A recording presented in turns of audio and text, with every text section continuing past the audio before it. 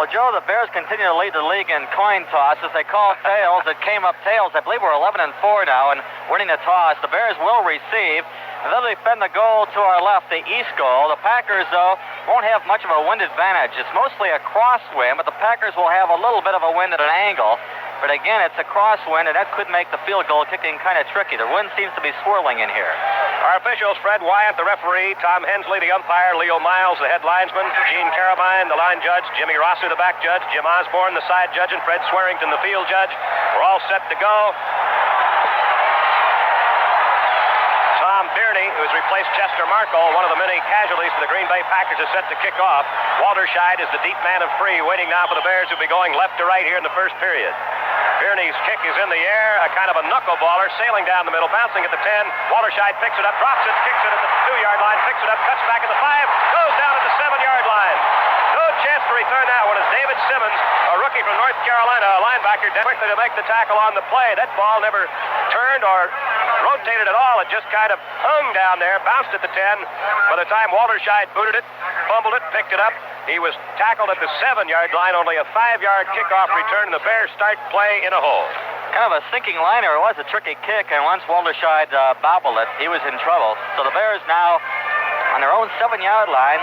And the Packers have another man down on the first play of the game. Casey Merrill, a defensive end, a 255-pound rookie out of the University of California at Davis, is being administered to.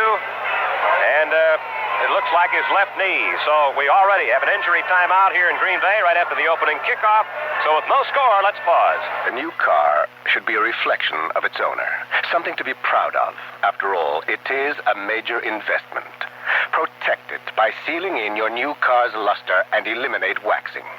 Strengthen your car's surface with me, the Protector Paint Shield. I'm an exclusively formulated 3-year guaranteed sealant, not a superficial polish, wax, or glaze. I actually penetrate the pores of the paint finish to block out impurities and protect against the damaging effects of weather. The Protector Paint Shield is available only from Better New Car dealers, the specialists with the know-how to handle the job. Look for me, the Protector Knight, exclusively at your Better New Car dealer. And ask about my total protection package, including rust-proofing shield, sound shield, and interior fabric shield, too. Ride with the Protector and go with confidence. See your new car dealer for details regarding the limited warranty. Now, Casey Merrill is being taken to the Green Bay Packer locker room as the Bears get set to run their first play from the line of scrimmage from the Chicago 7. Payton and Williams will be the running backs. Watts and Baschnagel, the wide receivers. Baschnagel comes wide to the right. Watts split wide to the left. Deuce backfield behind quarterback Mike Phipps. Tight end Cobb on the right. Now they shift into the I with Payton dropping back near the goal line. And to give to Williams, the short man, and he surges ahead across the 10, gang tackle at about the 11-yard line. He picked up 3.5, maybe 4 yards on a straight-ahead buck. The fullback, Davy Williams, trying the middle of that line. And making the tackle on the play is Rich Wingo, the rookie who's taken over at middle linebacker, 6'1", 230 pounds from Alabama. He was a 7th-round draft choice of the Packers this past season. It'll be second down. The ball is spotted at the 10. So give Davy Williams 3 yards on his first carry against the Packers this afternoon at 2nd and 7. A little hitting going on in the line of scrimmage after the play, too. Things are already getting warm. Double wing left. Now Payton drops back on the left side of the deuce. Slot left. Second down 7. Phipps gives to Payton on a cross buck, and he surges ahead. Little running room. Got maybe to the 13-yard line, where he runs into a whole host of gold helmets and green jerseys, led by Steve Luke, the strong safety from Ohio State. And an oddity about Luke is that at Ohio State, he played center. He returned an interception against Bob Avellini and the Bears last year, 63 yards for a touchdown. This year, he's picked off only 1 all season. It'll be third down. The ball spotted at the 13-yard line. A gain of 3 for Payton. Third down and 4 yards to go. The very first possession of the game. Packers are running a fire drill on defense. They were another good set. Now the Bears have 3 wide receivers in. Slot to the near right side. Deuce backfield split about 5 yards apart. Phipps gives to Williams. He's going to try to turn the corner. He's got 2 men to beat. He slides off one man, turns the corner to 15, goes out of bounds near the 16.5-yard line. I think he's going to be about a foot shy of the first down as Wingo, the middle linebacker, chased him laterally all the way over to the far side. And I think he's going to be about a step shy of first down territory. He is. Well, the Packers really looked confused, didn't they, Joe? The Bears had a long count, though, so the Packers were able to line up in time for the play. Mike Douglas, the weak side or right side linebacker, forced Williams deeper than he intended to go and trying to turn the far side, and that prevented the first down. It's fourth down coming up now, and about a yard to go for the Bears, and Bob Parsons in to punt. Averaging 38.2 yards a kick, and back in single safety is Mike C. McCoy, waiting at the 50-yard line. There's the snap. Parsons gets the boot away barely, and he hangs a high wobbler. Roughing the kicker. He's knocked down on the play. The ball is fumbled and followed on by McCoy at the Green Bay Packer 42-yard line, but the Bears are going to get the ball back on a roughing the punter penalty. Parsons just barely got that boot away. Two Packers are right in on top of him, and they flattened him after the kick was away. They nearly blocked the kick, and I thought maybe they could hold up in time, but two guys knocked Parsons down, and flag went down right away, so the Bears get a first down. Big break. That was a fine kick by Parsons, a 42-yarder. But the Bears now are going to regain possession on the roughing the punter penalty. Kicker, 25 and 61, defense, first down. Jim Gano, the linebacker, and David Simmons in there, both rolling into Parsons, so the Bears get a break. 5-yard penalty, moves the ball out across to the 21.5. We'll call it the 22-yard line. First down, the first one of the game by penalty. Beisnagel comes wide to the near side. Watts split wide to the left on a strong side right. Payton drops back into the tailback position in the eye as they shift out of the deuce. Phipps gives to Payton. Second man through. Tries left guard and tackle. Still breaks away. Gets out across the 25 to the 28-yard line where he's tripped up by Johnny Gray, the free safety out of Cal State Fullerton. Nice yardage on first down as Payton just kept surging to the outside, angling to the left, and picked up about 6 yards on the play. It'll be second down and 4. Bowler got 125 yards in the first game against Green Bay, but that was on 36 carries. He only averaged 3.5 yards. On the year, he's averaging 4.3, but again, in the last 4 games, he's only averaging 3 yards a carry. Give him 7 on that. It's second and 3. The Bears at their own 28. Watts comes wide to the near side. Make that Beisnagel. Watts is split wide to the left. Deuce backfield behind Phipps. And to give to Williams. He tries the middle, breaks through, and gets out to the 35-yard line for the first down. A quick pop up the middle. Nice trap blocking in there, and Gary Weaver knocked him down. But it'll be a first down for the Bears at their own 35-yard line. Another 7-yard gain. The Bears pick up 15 yards and 2 running plays. Bears have run the ball 5 times. They've had 5 plays from scrimmage, and the key stat, the 4.5 yards that Green Bay has given up rushing per carry. They're last in the league. Here comes Beisnagel wide to the near side. Watts, number 80, split wide to the left. He can fly. High formation. First down for the Bears at their own 35. This drive kept alive by the roughing the punter penalty. Packers almost jump. Quick pitch to Payton. He wants to sweep to the left side, get the standoff block. He won't go. And making the tackle is Mike Douglas. The weak side linebacker who split off Davey Williams' attempt to block him, and he nails Payton for a loss. Back at about the 32-yard line. A loss of 3 on the play on the sweep to the far side left. It'll be second down and 13. And time for the Bears' first pass of the afternoon. Again, it's a 12-mile-an-hour wind, but it's mostly a crosswind here. It's a beautiful day. Latta in, Cobb out at tight end, and here comes a couple of Packer changes on defense. John Anderson in and Jim Gano in as they go with 2 extra linebackers. They take out Big Charlie Johnson, the third-round draft choice, rookie from Maryland. Good news from Washington. Tell you in a minute. Beisnagel wide to the near side. Watts wide to the left on second down, 13. Deuce backfield. Payton on the left side of quarterback Mike Phipps. He drops straight back to pass. As time throws, Beisnagel makes the catch at the 43 and is speared in the back and driven down hard by Estes Hood. Hood is the left cornerback playing in place of Willie Buchanan, who was traded to the San Diego Chargers during the offseason. And Hood really speared Beisnagel from behind after Bryan had hooked up with Phipps for a gain of the 44-yard line. It'll be third down and a yard to go, and Phipps is 1 out of 1. Now Robin Earl comes in replacing Beisnagel, who walks just a little bit stiffly to the far side. The Bears, of course, go with their double tight end alignment now, and third down and a yard to go at their own 44-yard line. Cincinnati has jumped out to a 7-0 lead on Washington. I got the Bengals today. Earl in there at wing, lines up on the left side, outside the tight end, Greg Latta. Cobb on the right, Deuce backfield, both ends in tight. The Pack almost jump off sides to give to Williams. He tries to turn the outside, breaks 1 tackle, spins and lunges to the 45-yard line. Flags were thrown. Now we'll see if the Packers were offside or whether somebody in the Bear lineup moved. Steve Luke, the strong safety, came up to make the tackle, but it was a great second effort by the running back, Dave Williams, that netted almost a yard on the play. And it looks like where they had the ball now, it would be just enough for the first down. But then, of course, if the penalty is against Green Bay, the Bears will take the penalty. It is, and it is a first down automatically as the ball is moved up to the Chicago Bears 49. Joe, I don't think he made the first down in the run. I think the Bears got another big break here on a Packer penalty. 2 first downs thanks to Packer penalties. Beisnagel hustles back in at the last second from the far sidelines.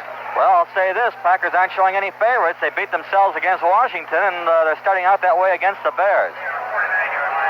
The third first down in this drive, 2 by flag. The Bears will line up in a slot left, Beisnagel inside of Watts, I formation. Cobb, the tight end, on the near side right. I I formation. Phipps barks out the signals. Play action fake to Payton. Drops back. Steps up. Throws to the left sideline. Coming back with the ball is Watts. Makes the catch. Steps out of bounds at the Green Bay Packer 38-yard line. He hooked up in front of Mike McCoy, the right cornerback. Came back beautifully for the ball. It was thrown right on the money. And Phipps now is 2 out of 2 in this first drive. And the Bears have a first down at the Green Bay Packers 38, a gain of 13. Both times he's had the wide receiver wide open on the play, and both times Phipps has drilled it right on the money. Bears moving the football now, and thanks again to 2 Packer penalties, which have netted the Bears 2 first downs. Hey, that's the 4th first down of this first possession. Bashnagel this time flip-flops and goes wide to the far left side. Watts wide to the near side. Now Payton steps into the right side of the deuce, out of the eye. Phipps gives to Williams. Tries the middle. Oh, he is nailed. At the 37-yard line, he ran right into Terry Jones, who's playing in place of the injured veteran Earl Edwards, who was placed on the injured reserve list after last week's ball game. Terry Jones, 260 pounds in his second year from Alabama. It'll be second down and 9. Latta out, Cobb in at tight end. Well, Jones was there when we played the Bears in the season opener. You mean he lost his job? He lost his job. They've moved a lot of people in and out of the lineup. Wide to the left now goes Watts. Wide to the near side is Bashnagel. Deuce backfield, Payton on the left side. Phipps looking over the Packer alignment, drops straight back to pass. Not much of a rush. Swings it out the right flat to Williams. He cuts back and runs into a man, and down he goes. He fumbles, recovers at the 39-yard line.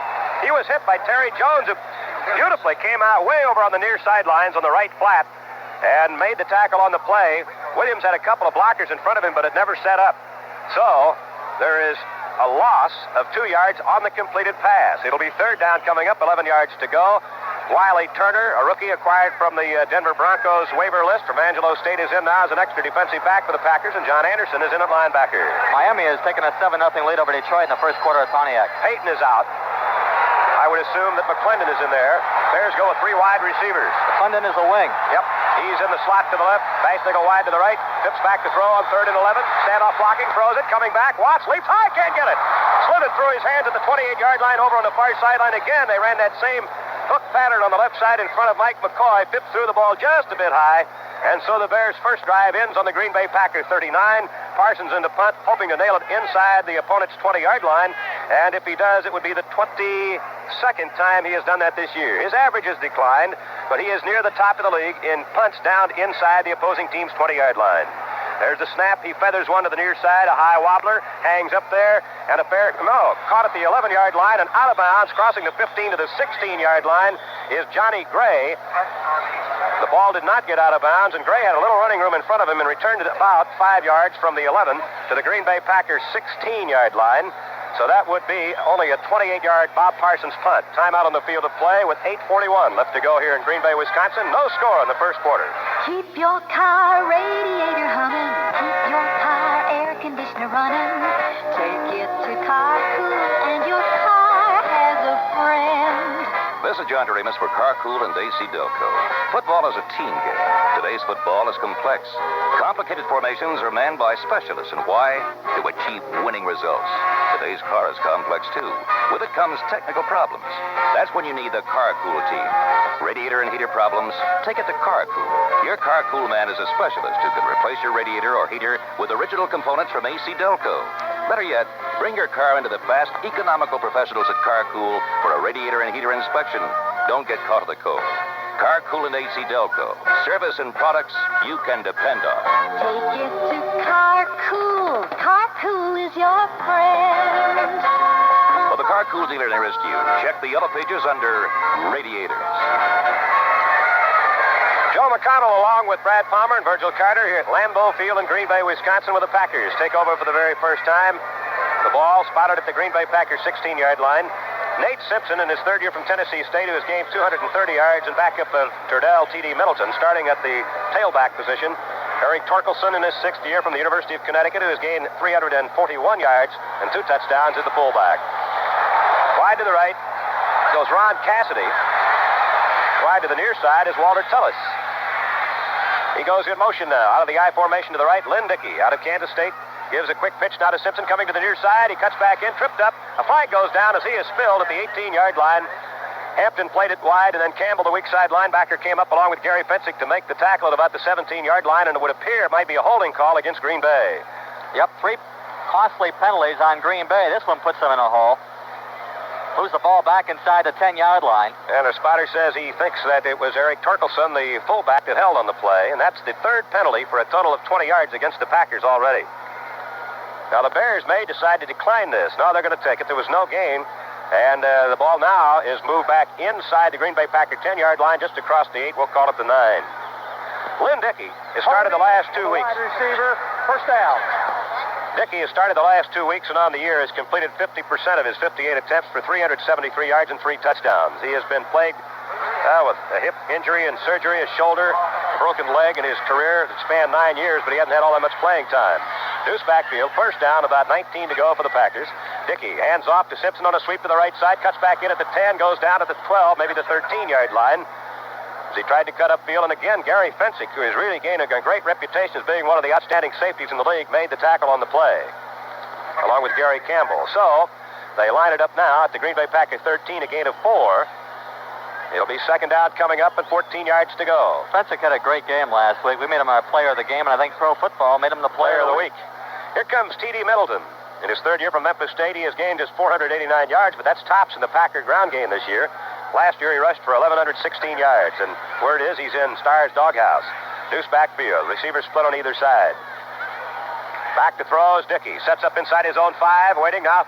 Tries to pop it over the middle, and it's knocked down by Jimmy Osborne. Osborne and Larry McCarron, the offensive center, were squaring off at about the 10-yard line, and Dickey appeared to throw the ball low, and it ricocheted off the 2 players incomplete. It'll be third down and 14. Well, let's see if the Bears put some pressure on here in the form of a blitz. Obvious passing situation. Hey, the Packers lining up without a huddle. Slot to the near left side. That's James Lofton in the slot. Back to throws. Dickey sets up, throws to the near left sidelines. Overshoots his intended receiver. Walter Tellis, who leaped high in the air, got his hand on it at the 26-yard line, but he was covered both ways by Ellison Fensick, incomplete, and another flag is down over on the far sideline. Well, I'll tell you, there was flagrant holding on the part of... it's going to be against the Bears. Well, Leotis Harris, the right guard of Green Bay, had Hampton by the jersey. I don't know how they didn't call it. Well, it's going to be a 5-yard walk-off against the Bears. Their first flag of the afternoon. That puts the ball at the 17. Number 99. And they called third down. Dan Hampton, the number 1 draft choice out of Arkansas, and the 4th player picked in this year's collegiate draft. Hampton, the left defensive end, was ruled offside. Well, they saw him offside, but they didn't see him get held. Third down and 9 for the Pack at their own 18. Again, Tullis comes wide to the near side. Bears haven't blitzed yet. Lofton wide to the right. Deuce backfield of T.D. Middleton. And Eric Torkelson behind the quarterback, Lynn Dickey. The Bears show blitz, then they drop off the line as Dickey sets up a throw. Rushed, he's hit as he throws, and the ball's knocked down. Incomplete, intended for Middleton. It was batted away by Lenny Walterscheid, who reached over his shoulder to knock that ball down to the turf at the 20-yard line. Fourth down and 9. The Packers forced to punt in their first possession with 7:39 left to go here in the first quarter. Dropping back now is Walterscheid in single punt safety just across the 50-yard line into Bear territory. David Beverly, who's averaged 40.2 yards a punt with a long effort of 65 yards, is in.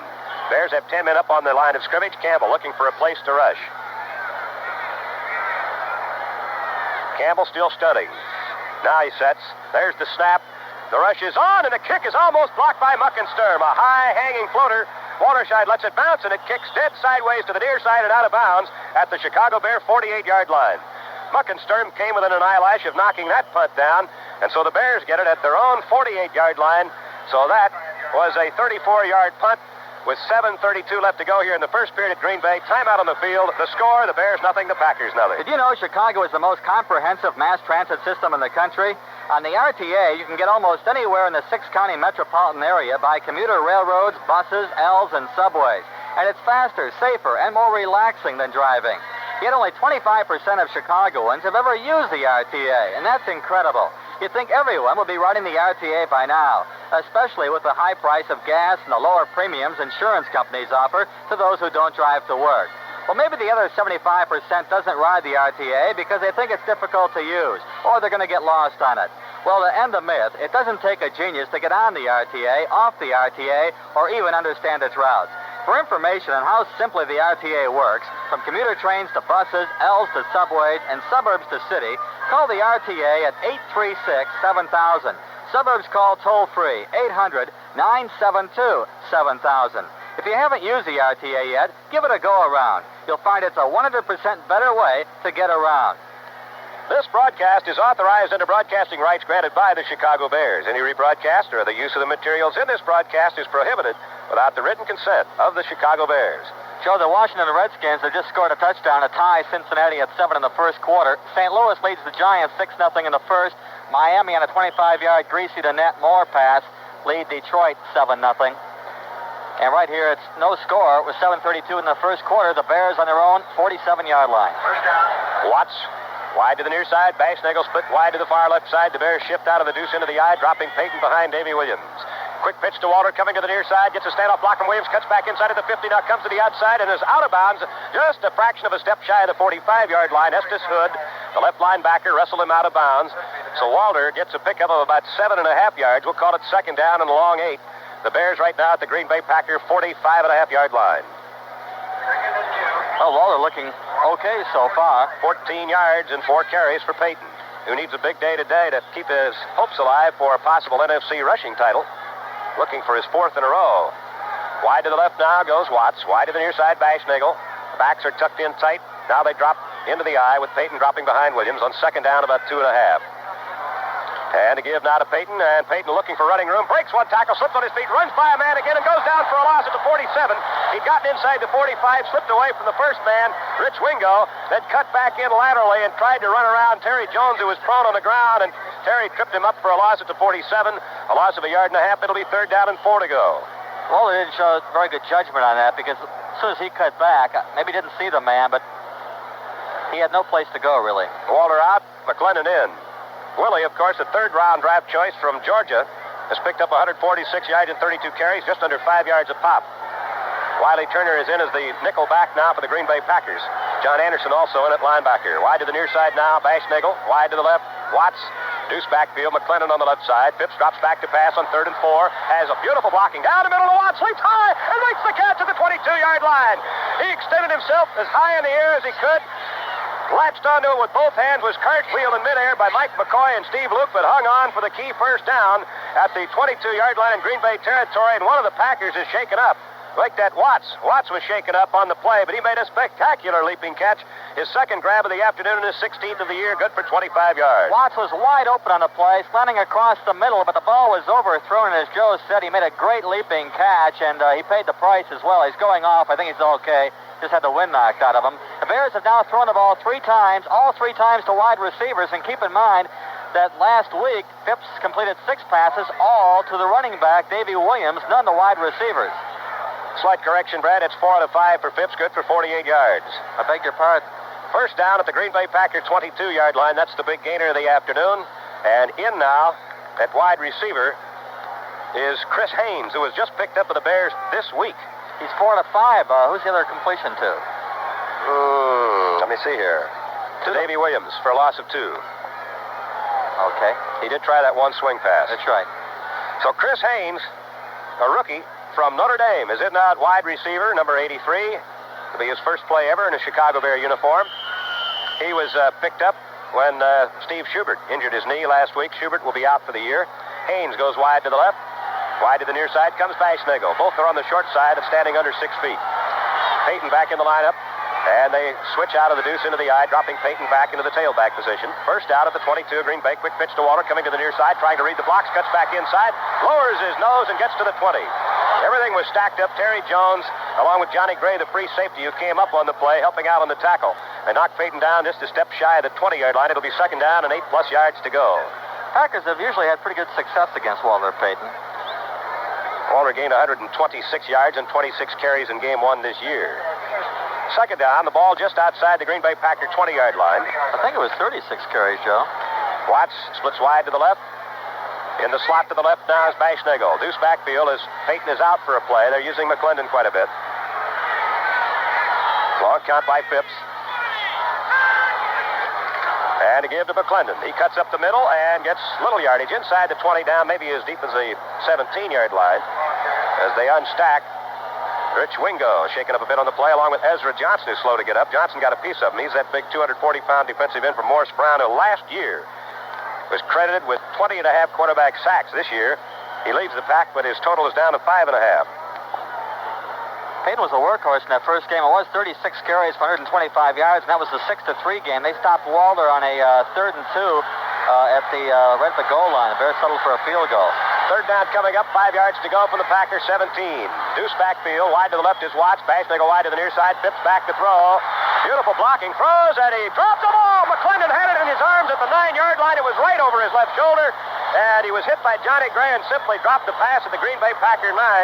Phipps with great standoff blocking and protection in front of him laid in a beauty, but McClendon just plain simply dropped the ball. I think he heard footsteps, don't you?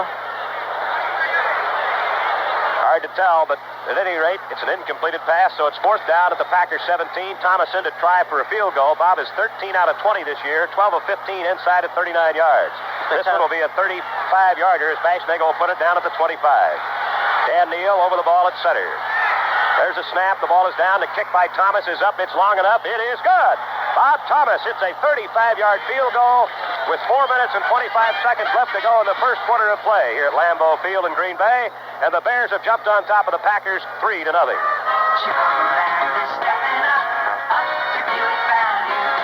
Take it from me, fans. Joe McConnell. With today's car prices, solid Buick value makes sense to more people around Chicagoland every day. And take it from me, Walter Payton. Buick dealers make sense, too. Right you are, Walter. 46 Chicagoland Buick dealers can deliver the new Buick you want. And they make a special effort to see that you get more car for your money in a Buick. Like right now, during holiday house cleaning at your Buick dealers, thousands of new Buicks are jamming their lots. And from now till Christmas, they're making deals that even penny-pinching Scrooge couldn't resist. On Regals, LeSabres, Centuries, all the 1980s. Pick the model, color, and option you want, name your price, and tell them how much you want in trade. During holiday house cleaning, most any deal can swing it at your Buick dealers. Get more car for your money. Take Chicagoland to drive. Step up to Buick value without stepping up in price. Now's the time to deal on a Buick. Well, the Bears have taken a 3-0 lead on Bob Thomas's 14th field goal of the year and his third against the Green Bay Packers. And with 4:25 left to go now, Lonnie Perrin tees up the football in the northern 35 here at Lambeau Field, and the Packers drop 3 men back. The deep man in the middle will be M.C. McCoy. Mike McCoy in his 4th year from Colorado, the starting right cornerback. McCoy is the only starter today in the secondary for the Packers who is at 100% physically. The Bears went 36 yards in 7 plays to earn the first points of the ball game. Perrin lumbers forward and booms a high end-over-end kick down the middle. McCoy backs up, takes it at the 2-yard line in the middle. Up he comes to the 10 to the 15, cutting to the near side, slide by one man, gets to the 20, cuts back at the 25, off balance, lunges out to the 28-yard line on a fine kickoff return. Lee Coons, the rookie linebacker from Nebraska, who came close to scoring a touchdown on that blocked punt last week at Tampa, made the shoestring grab. Mike Spivey had a crack at him inside the 20, but tried for a too-high tackle. So the Packers will take over 1st and 10 at the Green Bay 28, trailing the Bears 3-0. Lynn Dickey, the quarterback. They break the huddle. They send Lofton, the speedster from Stanford, wide to the near side. Wide to the right is Walter Tullis in his 2nd year from Delaware State, who yesterday won their first Division II college football championship. Dickey back to throw on 1st down. Sets up, looks, throws, come back here on the right side. Grabbed by Tullis. He's forced out of bounds by Terry Schmidt with help from Fensick at about the 38-yard line as Tullis hung on to that ball after Schmidt hit him up around the shoulder pads and yanked him to the sidelines. They're going to mark it at the 37. I think Schmidt had thoughts of intercepting that ball. He almost got up there in time to pick it off, and if he had, he would have been gone. Bye-bye, baby, down the sidelines. A gain of 9.5 on the play. It's 2nd down, less than a yard. The Packers just across their own 37-yard line. The first completed pass by Lynn Dickey in 3 attempts. Again, Lofton comes wide to the near side. He burned the Bears with a long bomb last year here at Lambeau. And to give to the first man, Torkelson, the fullback, he blasts across the 40 in the first down territory up near the 42-yard line, where he stacked up in the center of that Bear front 4, led by Alan Page and backed up by Muckensturm and Hicks. Of course, Terry Schmidt's come a long way since Lofton burned him on that pass a year ago here. Terry Schmidt playing with all kinds of confidence. He's got 6 interceptions, and he has really nailed down that left corner position. He and Fensick tied with several others for the NFC lead in interceptions. First down for the Pack. They're first of the game at their own 41-yard line. Now they line up in a slot to the near left side. Deuce backfield behind quarterback Lynn Dickey. Dickey sets up the pass. Quick square out on the left side, and it's caught by Lofton, who's hit immediately by Allen Ellis and buried at the 45-yard line, knocked out of bounds on the near side. That was a very short, quick turnout. Ellis was right on top of Lofton as he made the grab. About a 4-yard pickup for the Pack. It's 2nd down and 6. Green Bay at their own 45. Well, Miami has taken a 14-0 lead over Detroit, but bear in mind that even with a victory, Miami won't clinch the division title unless the New England Patriots lose to the Jets. In fact, it doesn't matter what Miami does. If New England loses, Miami's in. And Cincinnati has regained a 14-7 lead on Washington. That's good news. High formation. Lofton wide to the near side. Tullis wide to the right. Second down, 6. Green Bay at their own 45 on a draw. They give to the second man through at Simpson, and he gets out near the 50-yard line. Yards short of the first down. He was tackled by Jimmy Osborne. And so it'll be third down coming up for the Packers now, at about a yard and a half, maybe as much as 2 to go. Coming in is Ron Rydell to shore up that Bear defensive line as the Bears go with a 5-man front, pulling the weak side linebacker Gary Campbell. The ball just across the 49. They have to get to the Bears' 49, so it's third down, almost 2 yards to go. Both tight ends are in now for the Packers. Tullis comes wide to the near side, deuce backfield. Dickey barks out the signals. And to give to Torkelson. He blasts across the 50, anchored right there. He may be a bit shy of the first down. I think he is, Joe. Yeah, I think he's going to be maybe a foot to 2 feet short. He just got the ball across the 50-yard line. He was leaning across by the numbers. Want to bet the Packers go for it? Well, if I were Bart Starr, I certainly would. If you were Jack Patera, you would, too. I love the way Patera's ball club plays. Why not let it all hang out? Well, the Packers have nothing to lose. Absolutely the Bears not. fully expect them to go for it. I'm sure even if the Packers come out in a punt formation, the Bears will put their normal defense in there. I don't think the Packers will come out with the punter, though. They're going to go for it. I think they're asking for a measurement, and they are. 2 minutes left to go here in the first period. The Bears lead the Packers 3-0 on a 35-yard Bob Thomas field goal. They are measuring, and they are short by about a foot. The ball just across the 50-yard line. And, of course, the crowd here at Lambeau Field, and I don't see any empty seats, want the Packers to go for it, and they will. This is the kind of thing that a team like the Packers has nothing to lose, but with the Bears in this situation, you know they'd punt. Ricky Patton, a rookie from Maryland, is in there now at running back. Patton and Torkelson are the running backs. They line up on the deuce. Both ends are in tight wing to the right. Fourth down, a foot to go for the Packers just across the 50-yard line. Dickey gives to Patton. He hurdles. He has the first down to the 49, and that's it. He went right up over the top of the stack and got the first down, but not by much. But the Packers maintain control at the Bears' 49. Rydell out, Campbell back in as the Bears go with their conventional 4-man pass rush. They also had Hart in there for that last play. They had almost 6 defensive linemen in the lineup. And again, it means nothing. St. Louis leads the Giants 9-0 in the first quarter. First down for the Packers just across the 49 in Bears territory. Walt Tullis wide to the right. Jimmy Lofton wide to the near side. Deuce backfield. Lynn Dickey. 6'4", 220 pounds. Drops back to pass, almost dropped it. He's hit as he throws up a lame duck, but it's caught on a cross over the middle at the 35-yard line by Walter Tullis. That ball just hung up there like a lame duck, and Dickey is down in the backfield. He's slowly getting up. He was really ripped from behind by Hartenstein and Terry Schmidt just as he threw the ball, and Schmidt now has an injured ankle as he goes limping off to the far sidelines. Virgil Livers will replace him, which means that Ellis will probably swing over to the left cornerback position. Schmidt made the tackle on the play, and it was Hartenstein who buried Dickey just as he threw that ball. It was a lame duck hanging up there. It looked like there would be a great chance for the interception, but Tullis, sliding over the middle, made the grab. First down for the Packers inside the Bears' 35. A 14-yard gain. Now Tullis goes wide to the right. Lofton will line up in the slot to the right. Dickey shaking his head, getting the bees out of his bonnet. And to give now, coming to the near side is Patton. He turns the corner, hit, and chopped down as he crossed the 35-yard line. Low bridging on the play was Doug Plank with Tommy Hicks also there to help out.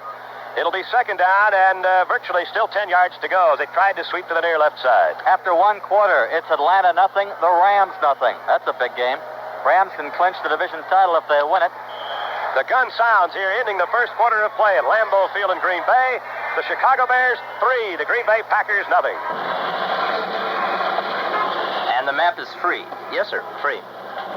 Absolutely free. Yes, sir. Here and at all Checker gas stations. A free Midwest regional road map. Free. Yes, sir. I can keep it. Sure. It's mine. It's yours. Here, take it back. Take it back. I'll buy the map. There's no charge. Here's 50 cents. I'll buy the map. It's free. Please, sell me the free map. There's no charge, sir. I'm emotionally unprepared to accept a free map. Well, gee, 25 cents. My final offer. I'll buy the free map for 25 cents. No, not necessarily. If your Checker gas station is out of free maps, please try again soon. Your Checker station reorders them every week, and free maps go very fast, most of the time. 5 cents. I'll buy the free map for 5 cents. There's no charge. A penny. Not necessary. Thanks. Drive carefully. Stamps. Will you take If your neighborhood Checker or Oklahoma gas station is out of maps, please let them know. Phone 335-4756. Well, the time is right now. Gonna celebrate. Wanna take that race. Got blue ribbon on my mind. I got that blue ribbon on my mind. There are a lot of beers, but there's only one Pabst. It's brewed to be the best, naturally, with no artificial ingredients, and you can taste it. I got that blue ribbon on my mind. Bottled by the Pabst Brewing Company, Milwaukee. Joe McConnell along with Brad Palmer here at Lambeau Field in Green Bay, Wisconsin. The Bears lead the Packers 3-0 as we get set for the first play of the second quarter. It's second down, still 10 to go. The Packers at the Bears 35. The Bears 80 yards, 42 on the ground, 32 through the air. In the first quarter, the Packers with 42 total yards offense, 27 on the ground, 15 through the air. They have Tullis wide to the near side, Lofton standing wide to the left. Patton and Torkelson, the running backs, to give to Ricky Patton, and he is nailed. Oh, he is absolutely stonewalled by Tommy Hicks. At the 35-yard line, he was pushed all the way back with the impact of the 37. It'll be third down and 10 yards to go, and there was the big hit of the game. Ooh. Third down, 10 yards to go, as Patton was really decked on that play. He lost about a foot, the ball just outside the 35 now. Boy, what an ideal day weather-wise for late December in Green Bay, Wisconsin. We've lucked out on the weather except for my trip to Florida. Wide to the far left side now goes the flyer from Stanford, Jimmy Lofton. Wide to the near side is Tullis. Not coming in motion is Kaufman, the tight end. Back to throw is Dickey. Looking, throws out on the left side, caught by Patton, grabbed by Heron, and flung out of bounds at the 28-yard line. He's going to be short of the first down. And we have a penalty flag down. Let's see what the call is going to be. The Bears, if the penalty is against Green Bay, might well take it because the Packers picked up 7 yards on the play. It would be a 4th down and 3 situation at the Chicago Bear 28. But it's against the Bears. Ricky Patton's out of Jackson State. He was a 10th round draft choice by Atlanta last year. Packers picked him up this year as a free agent. 5-yard penalty against the Bears. Offside, number 82, defense. Alan Page offside. That puts the ball at the 30 and makes it third down and 5 for the Packers at the Chicago Bear 30. That's the first penalty on the Bears? Second. Heron back in there. That's right. Walterscheid is in. Leiber's now playing at right corner. Ellis playing at left corner. And that was the starting lineup 2 years ago for the Bears as Terry Schmidt has been out. Just went out on this drive with what appeared to be an ankle injury. The Bears aren't putting much pressure on Dickey. They've yet to blitz, and I look for them to be trying that pretty soon here. Tullis wide to the near side. Lofton standing wide to the left. And now Dickey calls a timeout. Lynn Dickey calls a timeout, stopping the clock with 14:11 to go in the first half. That's the first of the 3 allotted first half timeouts for the Packers as he comes over to talk things over with his general, Bart Starr. Timeout on the field of play with the score of the Bears 3, the Green Bay Packers 0. Liberty Savings. Liberty Savings. John Doremus for Liberty Savings. In 1898, when we first opened our doors, Chicago was a different town. There was excitement in the air and the promise of a growing, booming city. It was a time when the values and principles you lived by meant a great deal. A time when thrifty, hard-working people saved their money to make their dreams come true. Liberty Savings. Built by your principles. Today, we still cherish the principles of strength and safety you've always believed in, and free gifts, too, at Liberty Savings. Member FSLIC. Liberty Savings. Liberty Savings. Built on the principles that made America strong. Save hundreds of dollars on 1979 taxes. Establish your tax-deferred retirement account now.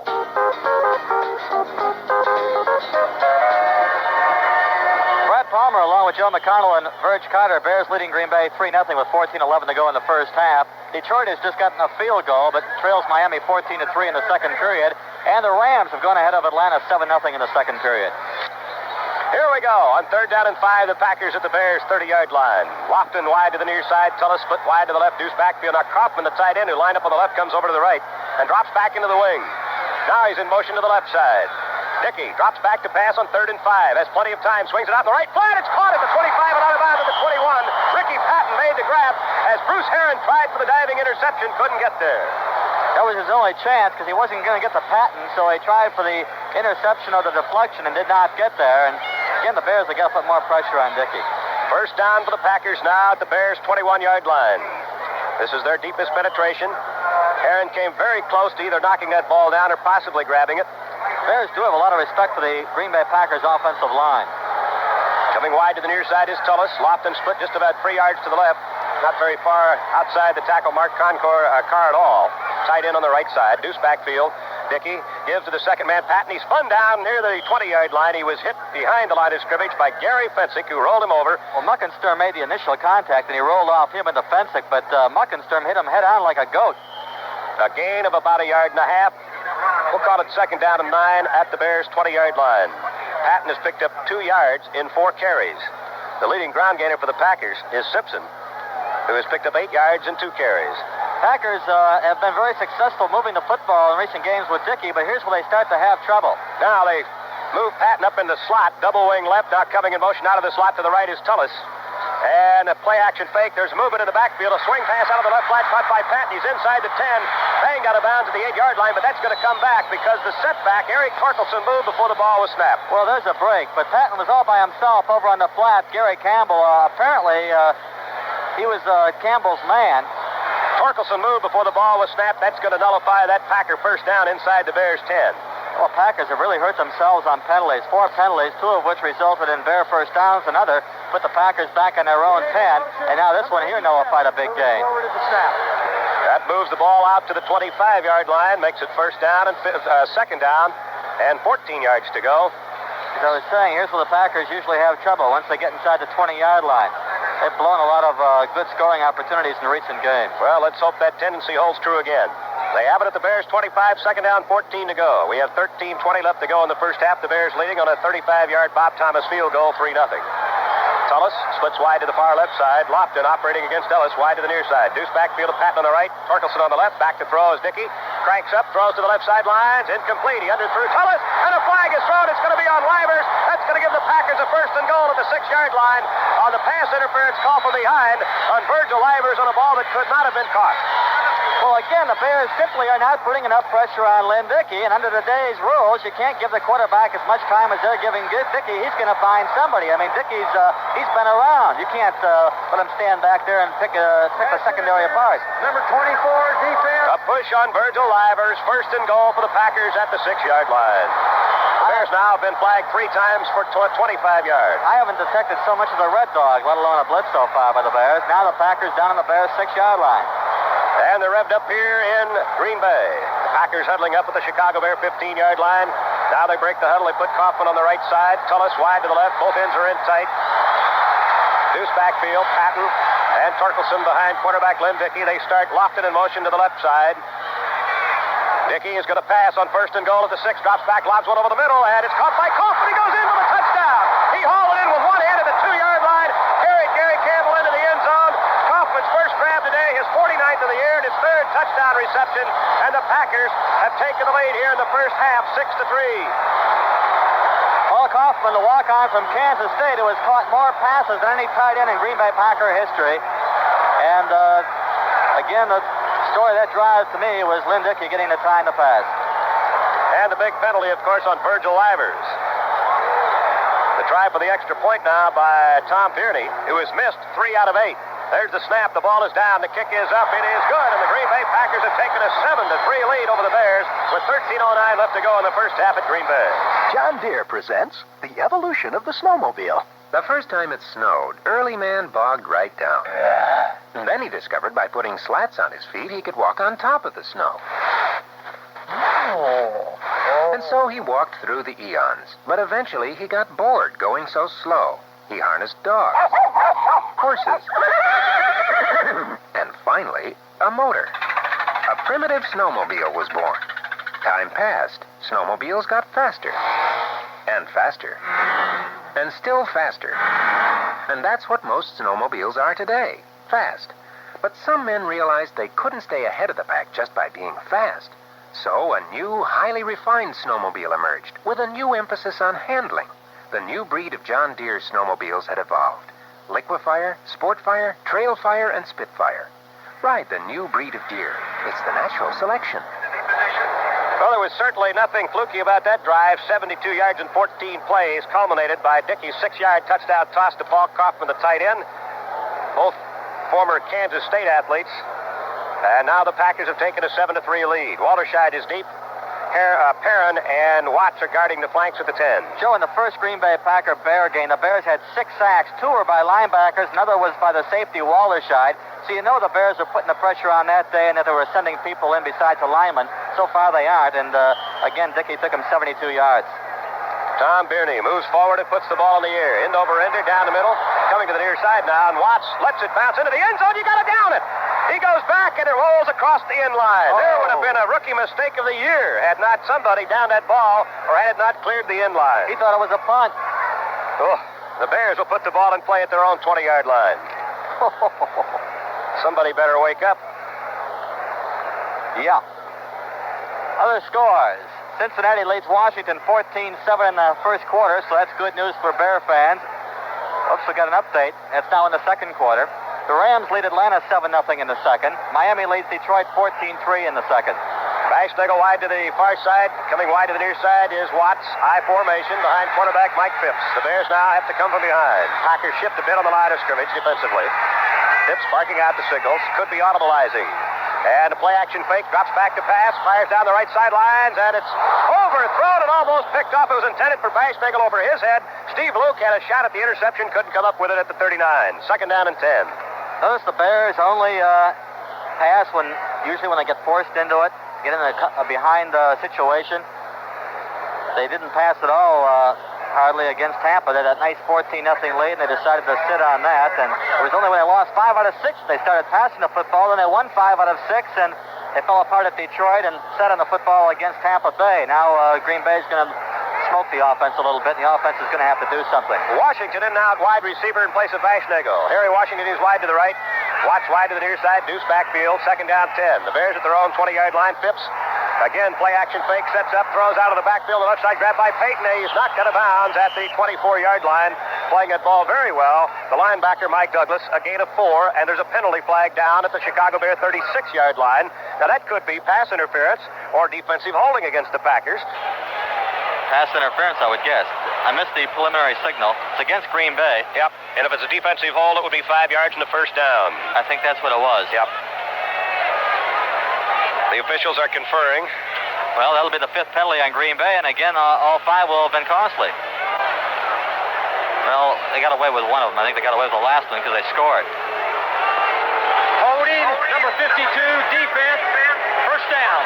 Well, Gary Weaver, the linebacker, and so the Bears get a 5-yard break and a first down at the 25. That's their 3rd first down by penalty. They picked up 6 in the game. The Packers have 5.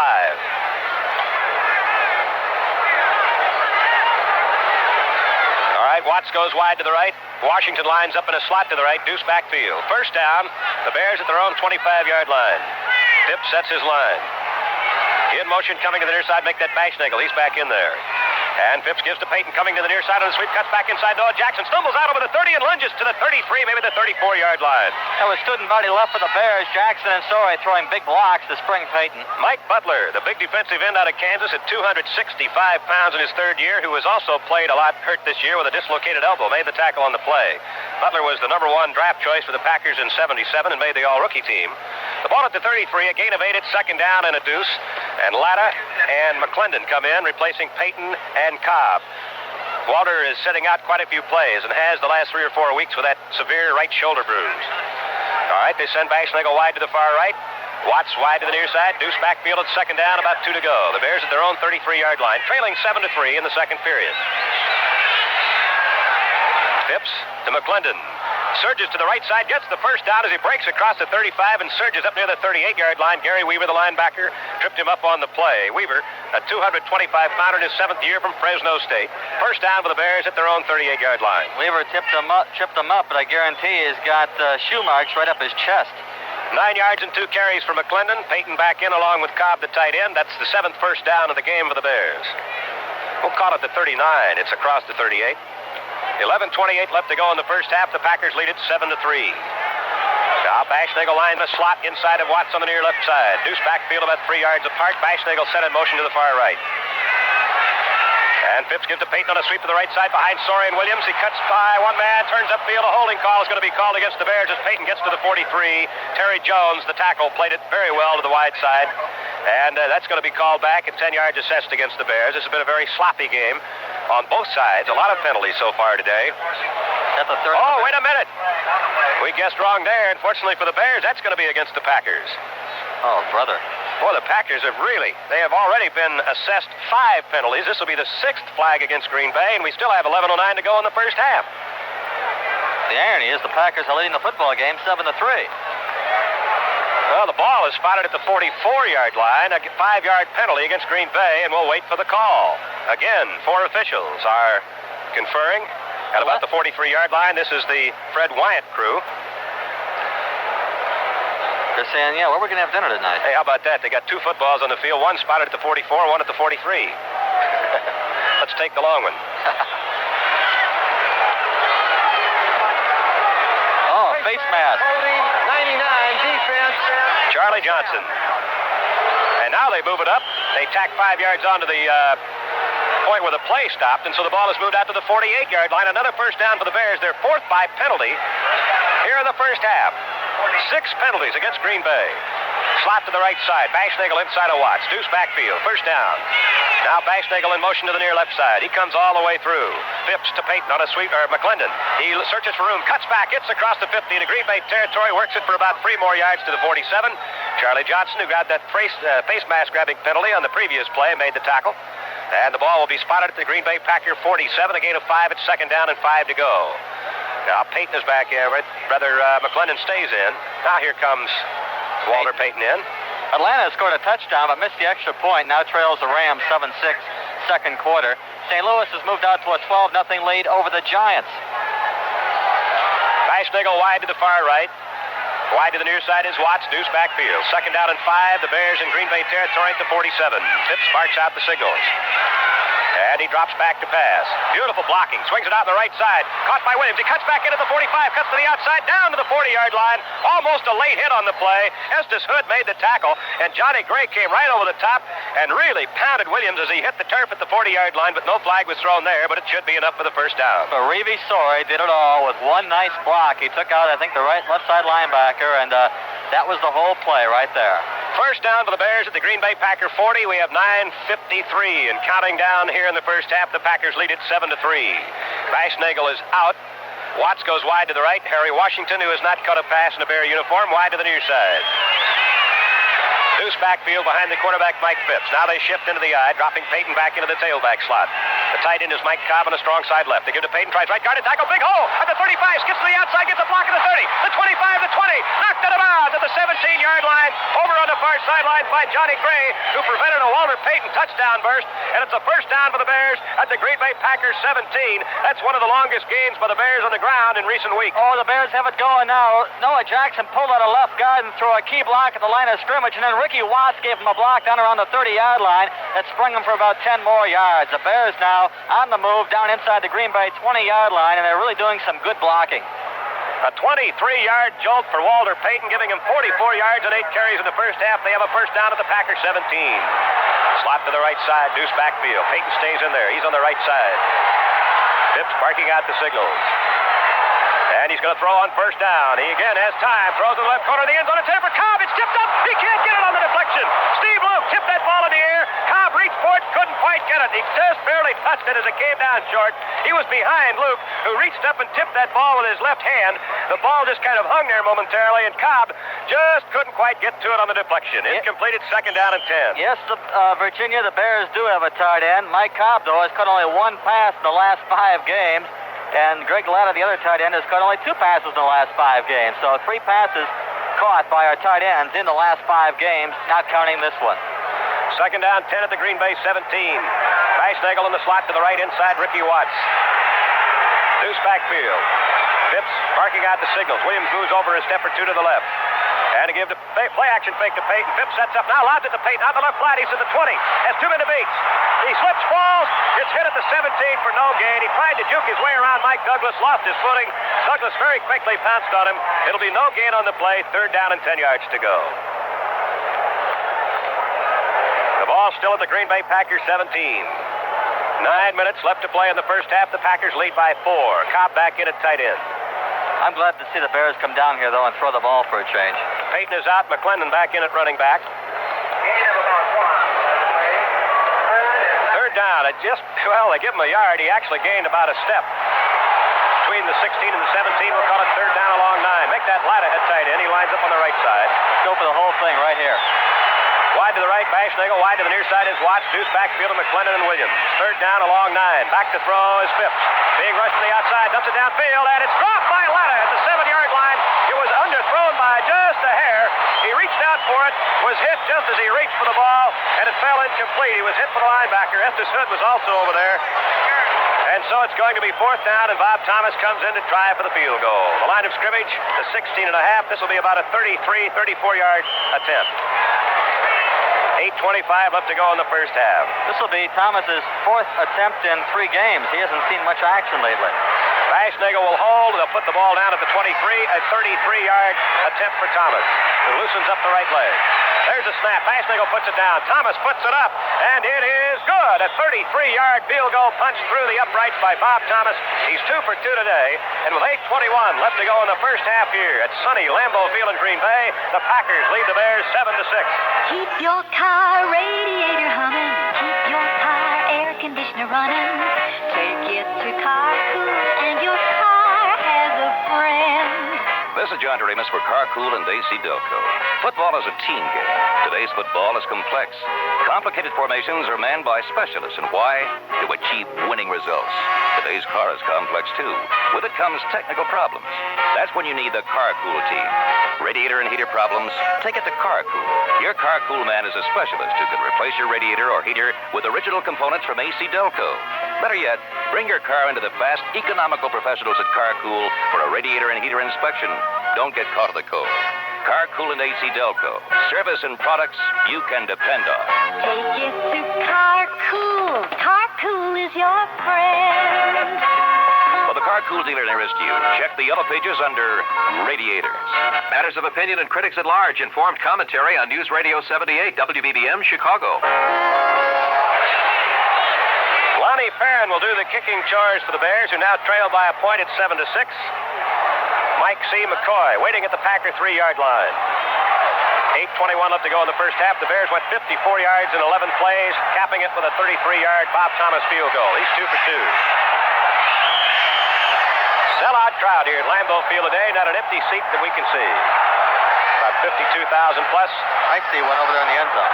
There's the kick by Perrin. It's a short one, end over end. Down the middle, McCoy behind the wedge at the 20 to the 25. Coming to the near side of the 30. He's got a hole. Out over the 40 to the 43-yard line. He was one step from maybe flying that one all the way. Ooh. Whitford Mumbo Gaines made the saving tackle. That was a high, short kick. And let me tell you, McCoy had a full head of steam at the 20-yard line when he caught the ball. He was right behind the wedge. They split a seam at the 30. He popped through it and got all the way out to the 44-yard line. First down for the Packers, excellent field position. They send Tullis wide to the left, Lofton wide to the near side, and they line Patton up as a wing to the right. The only setback behind the quarterback is Eric Torkelson, and they give to Torkelson. He tries the middle. He's hit and pulled down at the line of scrimmage by Dan Hampton, who swung him around 360 degrees and deposited him on the turf at the line of scrimmage. And apparently there's a flag thrown on the play. Yep, holding against the Packers. That's the 7th flag against Green Bay. And that'll cost him 10 and make it first down and 20 from their 34-yard line. Hard to believe the Packers are winning this football game. 7 penalties, 48 yards against Green Bay, and we still have 8:08 left to go in the half. Takedown. Well, that was Darrell Goforth, the left guard from Oklahoma State. Illegal takedown. Washington has tied Cincinnati at 14 in the second quarter, and the Rams have taken a 14-6 lead over Atlanta in the second quarter. First and 20 for the Packers at their own 34. Lofton wide to the near side. Tullis wide to the left. Deuce backfield this time. Patton on the right. Torkelson on the left. Back to throw is Dickey. He's got all day. Over the middle. Got his tight end Kaufman at the 41. He surges ahead to the 43-yard line. And a late hit is going to be called against Doug Flank. And that a bit unfairly because Kaufman wrestled his tackler for another 3 yards. Flank came in to finish him off. But that's going to be a 15-yard wrap against the Bears secondary, and that's going to put the Packers in Chicago territory, the gain plus 15. That's a tough call there. Well, I'd sure like to see him put some pressure on Dickey before he puts another touchdown on the board. From the 43, 15 yards will be assessed, and that would put it at the 42-yard line in Bears territory. First down, Green Bay. 15-yard penalty, a personal foul, a late hit called against Doug Flank. And that's 40 yards, 4 penalties against the Bears. Spearing, number 46, defense. First down. Bears just aren't doing it with a 4-man rush. Kaufman now has caught 2 for 15 yards, including the 6-pointer for the Packers. And that gives him 50 grabs on the year, and he becomes the first tight end in Packer history to grab 50 passes in a year. He's only the 6th man to do it in a Green Bay uniform. Yesterday, Dallas just killed Philadelphia with the blitz. Now tell us something. He's going to line up outside. Lofton on the left. He didn't know where he was supposed to line up. I formation, slot left. And the play action fake to Patton. Back to throw is Dickey. He's grabbed. He gets away. Throws it. It's intercepted. By Hicks. He's to the 50. He laterals off. And Muckensturm goes to the 40 to 39-yard line where the Bears take over. There's the first interception for the Bears secondary today. Their 26th of the year. Dickey was grabbed as he threw the ball. He jerked away, then threw it hurriedly, and it was picked up by Hicks, who in turn lateral to his linebacker mate, Jerry Muckensturm, who got an additional 5 yards, and the Bears take over at the Green Bay Packer 40. Well, the Bears got pressure on that time in the person of Mike Hartenstein. He actually missed the tackle, but he came right in on Lynn Dickey and threw Dickey's timing off, and then I think Hartenstein would have gotten the sack had not Dickey unloaded. That unloading job cost them the interception. The Bears now have 26 on the year, and that puts them in front of the league. 7:47 to go in the half. The Bears drop into the I formation. Payton the tailback. Watson Bashnagler wide to give to Payton. He cuts up the middle. Oh, he's high load and dumped at the 40-yard line. Low bridging in there was the linebacker. Gary Weaver hit him low, and somebody came right over the top. It might have been Jones or Johnson, Ezra Johnson. And they high-load Payton at the 40 for no gain. It's second down and 10. McClendon and Latta in, replacing Cobb and Payton. Bears are now plus 13 in interception differential. And plus 14 in turnovers, giveaway, takeaway ratio on the year. Bashnagel wide to the right. Wide to the near side is Watts. Deuce formation with Williams and McClendon. Phipps looking first left now to the far right side. Barking out the signals. Back to pass. Quick square out. He's got Bashnagel over there, but he throws it away. As he was rushed, he was hurried by Rich Wingo, the middle linebacker, who blew right up the middle. He had Bashnagel open on about a 7-yard pattern, a turnout on the right side, but Phipps threw that one away. Oh, the Packers had the right idea there. Blitzing the middle linebacker up the middle. Wingo's had a good year in place of Mike Hunt, who went on the injured reserve list with knee surgery in the 5th game of the season. Wingo, a rookie out of Alabama, 7th-round draft pick. Third down, 10 yards to go. The ball at the Packer 40. Harry Washington, in his second year from Colorado State, who was waived for the Vikings, is in at wide receiver again. He's wide to the right. Watts wide to the near side, Deuce backfield. Now coming in motion to the left side is Harry Washington. Phipps back to throw. Big rush, throws over the middle, and it's incomplete. Diving for the football, it was underthrown. Was it Brian Bashnagel? I believe it was. He must have been lined up as a tight end on the play. He dove for the ball, but it was underthrown, and he couldn't come up with it. And so despite the interception, the Bears are unable to move the football. It'll be 4th down, 10 yards to go at the Green Bay 40. In the punt is Bob Parsons. He has already hit one inside the Green Bay 20. His 22nd kick of the year inside the opposing team's 20-yard line. McCoy is the lone safety for Green Bay. There's a high spiral, a beautiful kick heading to the far sidelines. It bounces back and out of bounds. At about the 8-yard line, it hit at the 6, jumped back to the right, and carried out of bounds at the 8-yard line. A beautiful punt by Bob Parsons hitting the left far coffin corner at the 8-yard line where the Packers will put the ball in play with 6:48 to go here in the first half. Timeout on the field to score. The Packers 7, the Bears 6.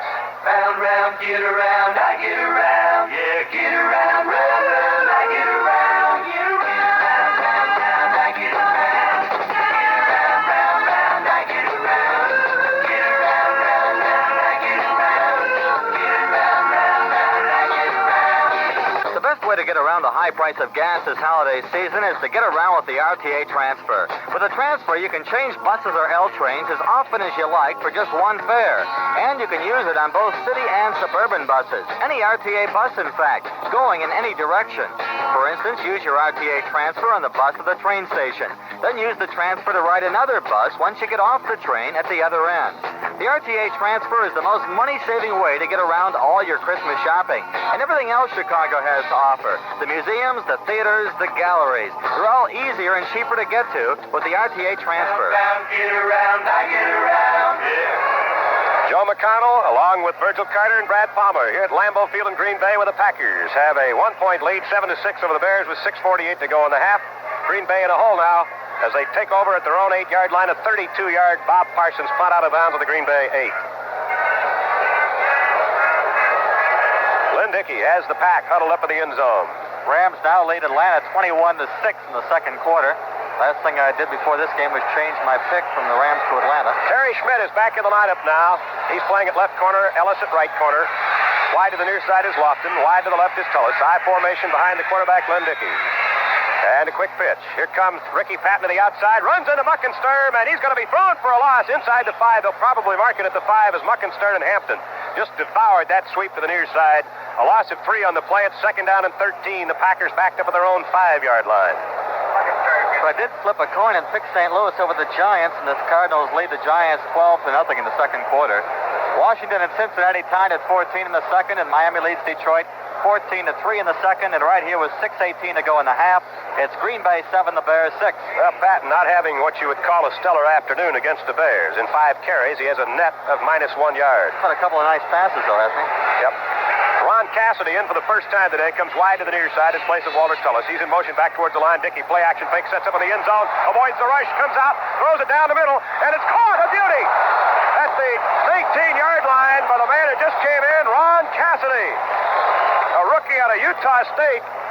They almost sacked Dickey in the end zone for a safety. Then he had about 10 yards of daylight in front of him, but he decided to lob the ball upfield where he hit Cassidy on a crossover at the 20-yard line. And it's a first down for the Green Bay Packers. There was a big, big play for the Pack.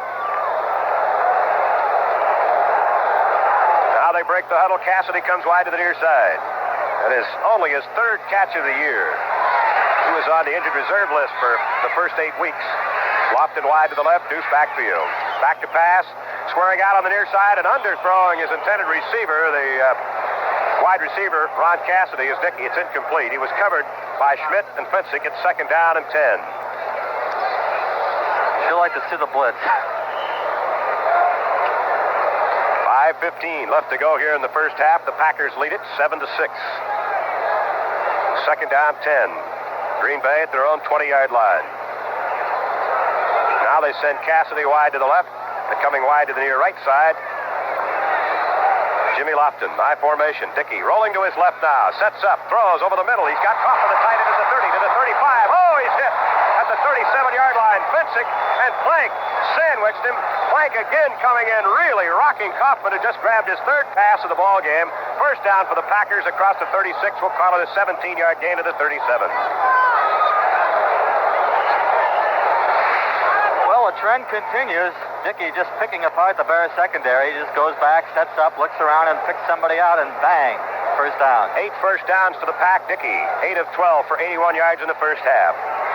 Lofton wide to the left, Cassidy wide to the near side. Deuce backfield, and the give to Patton. He tries the middle, breaks 1 tackle, but Page hangs on and yanks him down to the 39. A gain of about 2. It's second down and 8. Bears had the Packers back inside the 10-yard line. Now the Packers almost out to midfield. Move the ball back to the 38. Give him a yard, second and 9. So Patton now, 0 yardage and 6 carries. Bear publicist Ted Harris has a plaque on his desk that says, "Make it happen."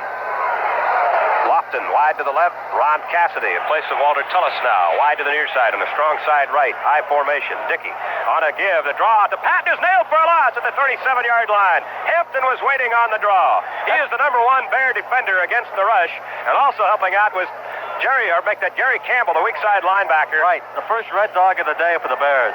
A loss of 2. It'll be third down and make it 11. Campbell ran right into the play. Now the Bears pull all 3 linebackers. Buckensturm, Hicks, and Campbell. They've got Gaines in there and Walderscheid. They go with 6 defensive backs. Heron is in there. He's a linebacker, but who can also drop back on pass defense. Bears may be blitzing. Third down, 11.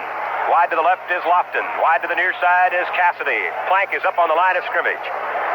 And flags are thrown all over the place. There's some movement as the ball is snapped. The play never did unfurl, and Bears were setting the kitchen sink that time. They had two safeties and a linebacker blitzing. they really had the Packers messed up on their timing. It's going to be a 5-yard walk-off against Green Bay, and that is their 8th penalty of the first half. Total of 53 yards. 3:10 to go here in the second period. Well, let's show it to him again. Goes back to the 32. 3rd down and 16 to go. False start, quarterback. Dickey started without the ball. Now we'll show it to him, and we won't do it, right? Because Dickey's probably going to be looking for a quick receiver here, figuring they may be blitzing. They got 6 backs and a linebacker and the 4 down linemen. Lofton sent wide to the far left side. Cassidy comes wide to the near side. Deuce backfield now. Patton on the left, Torkelson on the right. Dickey looking over the defense. The blitz is not on. Now they send Walderscheid. They're going to sack him inside the 20 at the 17. All right, Lenny Walderscheid blowing up the middle. The Bears showed a safety blitz and one linebacker blitzing, and bingo. And I believe that Hartenstein is going to get the sack. We'll have to wait and see for verification, but Walderscheid forced the play. I think he tripped him up, Joe. They mark it at the 19. It was Walderscheid. That is the 35th sack for the Bears defensive unit, and if Walderscheid got it, his second quarterback sack of the year. Both against Green Bay. 4th down. A mile to go. Beverly in the punt. Back in single safety for the Bears is Walderscheid at about the 43-yard line in Chicago territory. The Bears have 10 men up on the line of scrimmage. There's the snap. The rush is on. The kick is away. End over ender. Walderscheid with plenty of room to run. At the 43 to the 45, the 50. And he dives across the 45 to the 44, and a flag is thrown. Let's hope it's not a clip. Well, it figures to be, doesn't it? Well, Spivey was there. Let's see what the call is going to be. The Bears got the ball back to the Green Bay Packer 45. That would be a 12-yard punt return, and it is a clip against the Bears. So that's going to put them back in their own territory. Did I detect a note of disgust in your voice? How could you tell? I'll tell you this. I'm sure glad they blitzed. 55 yards and 5 penalties. Personal foul, clipping, number 58. First down. Buckensturm was a clip. So the Bears, instead of having the ball at the Green Bay Packer 37, put it in play for their own 38.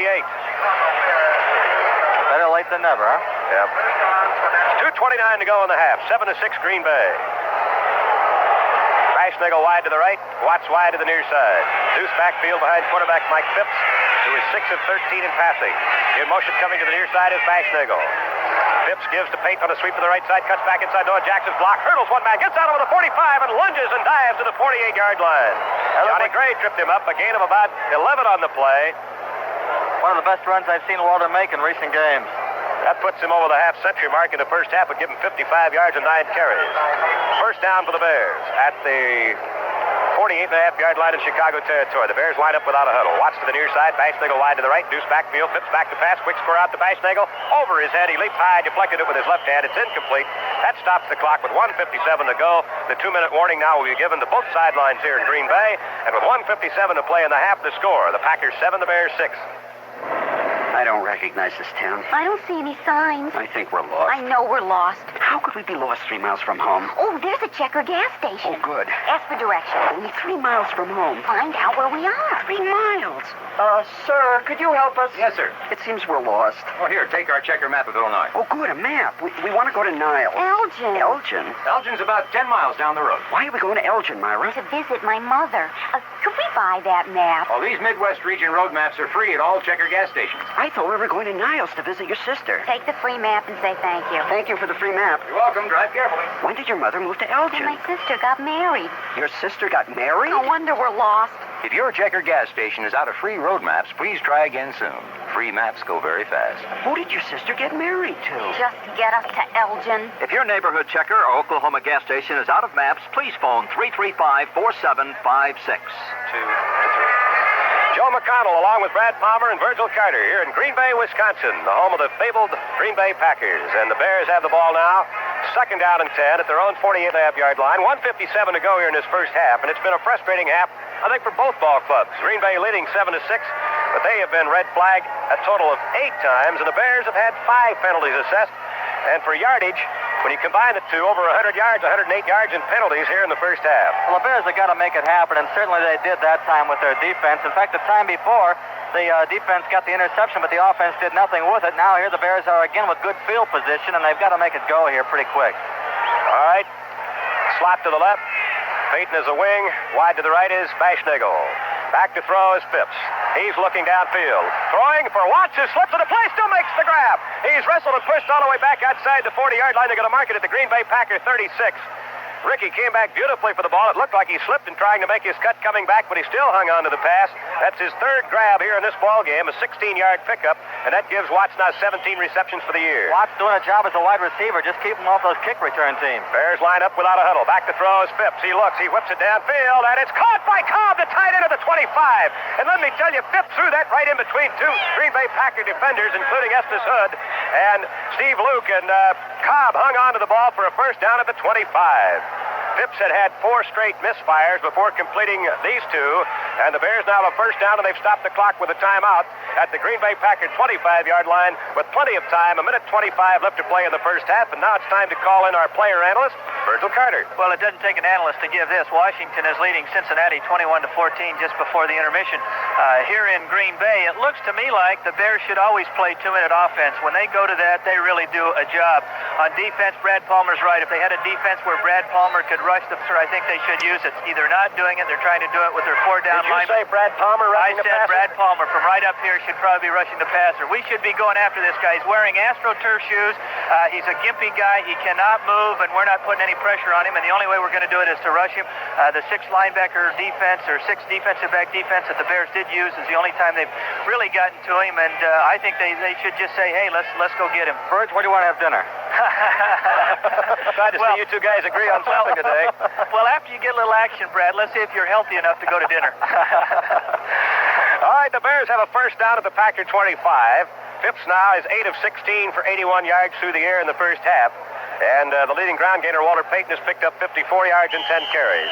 And we have 1:25 to go in the first half. The Packers leading by a point. Watts is sent wide to the right. Mike Cobb, the tight end, on the strong side left. Bashnigal is wide to the near side. Deuce backfield. First down. Now Williams moves over a step or two to the left side of the tandem. And to give to Payton. He's going to try to sweep the left side. He cuts back in at the 25 to the 20. Lowers his head and lunges to the 16, maybe the 15-yard line. He got a good block by Noah Jackson there, and it was Rich Wingo, the middle linebacker, that made the stop on the play. Payton got about 9.5. The ball's at the 15-yard line. I think it's second down, about a foot to go. Terry Jones grabbed the Bears pulling guard from behind by the jersey. Unbelievable. Phipps back to throw without a huddle. The flag is thrown, and Phipps is sacked at the 23, but a penalty flag is thrown downfield over on the far sideline of the 12. It might well be pass interference against the Packers, although Watts appears to be a bit upset. That was Terry Jones on the sack, if it is a sack, and nope, it is a sack. Yeah, illegal procedure against the Bears. But I'll tell you, in the play before, Jones came through and was pursuing the pulling guard, and he reached out with both hands and grabbed the player by the jersey. Now, that's not holding. I don't know what is. An 8-yard loss. Number 80. Watts was called for illegal motion. So an 8-yard loss on the first sack of the afternoon for the Packers pass rush. They're 27th of the year. Last year, they had 48. If Sorey had a tearaway jersey, he'd be out there half naked right now. All right, we have 59 seconds left to go in the half. Cobb is out, lining in at tight end. The Bears now faced with a third down and 9 situation. Payton had picked up 9 on the first play. Phipps lost 8, getting dumped on the second play. Very important play here. Watts wide to the near side, Bashnigal wide to the right, Deuce backfield on 3rd and 9. They give to Payton. Payton wants to sweep the right side behind Sorey's block. He cuts back in at the 20 and fights his way to the 16-yard line. Big block by Sorey, yard shy of the first down. Making the tackle was Estes Hood, the left cornerback, so the Bears now in a position to kick the go-ahead field goal with 43 seconds and counting down. As they bring Bob Thomas and the kicking unit onto the field, Thomas has connected on 2 out of 2 here in the first half, one from 35 yards, the most recent one at this end of the field at the 33. So those Bear pulling guards are doing a great job today, Jackson and Sorey. This will be another 33-yard attempt. The Bears right now in first half, third down conversions, 3 of 7. And Payton now with 70 first half yards and 10 carries. His most productive day on the ground in 5 weeks. And the Bears are just going to let the clock run down now. They don't want to get nailed here with too much time. And they call their final timeout, stopping the clock with 13 seconds to go in the first half. With a score, Green Bay 7, the Bears 6. A beautifully thrown pass right on the money is a joy to behold, particularly if it's the Bears. And the sophisticated launching of a new product in the marketplace offers its own satisfactions. The S-Mark companies have a whole team of winners, some of which are new. For example, Swift's line of Butterball turkeys was extended to a 4 to 10 pound whole turkey called Little Butterball. Sizzling, a pork breakfast strip that's leaner than bacon, went national last year. Soup Starter also went into national distribution with excellent consumer acceptance. Other S-Mark companies had some new winners too. S-Mark, ask your broker. Joe McConnell along with Brad Palmer and Virgil Carter here at Green Bay. Thomas set to try his second straight 33-yarder. He's 2 out of 2. Baschnagel will kneel at the 23-yard line. 13 seconds left to play in the half. He's standing in the mud. There's a snap. The ball is down. Thomas puts it up. It's partially blocked, and it hits the upright. It's no good. It hit the right upright. With 5 seconds to go in the half, it looked like it was partially blocked. Either that or he short-legged it.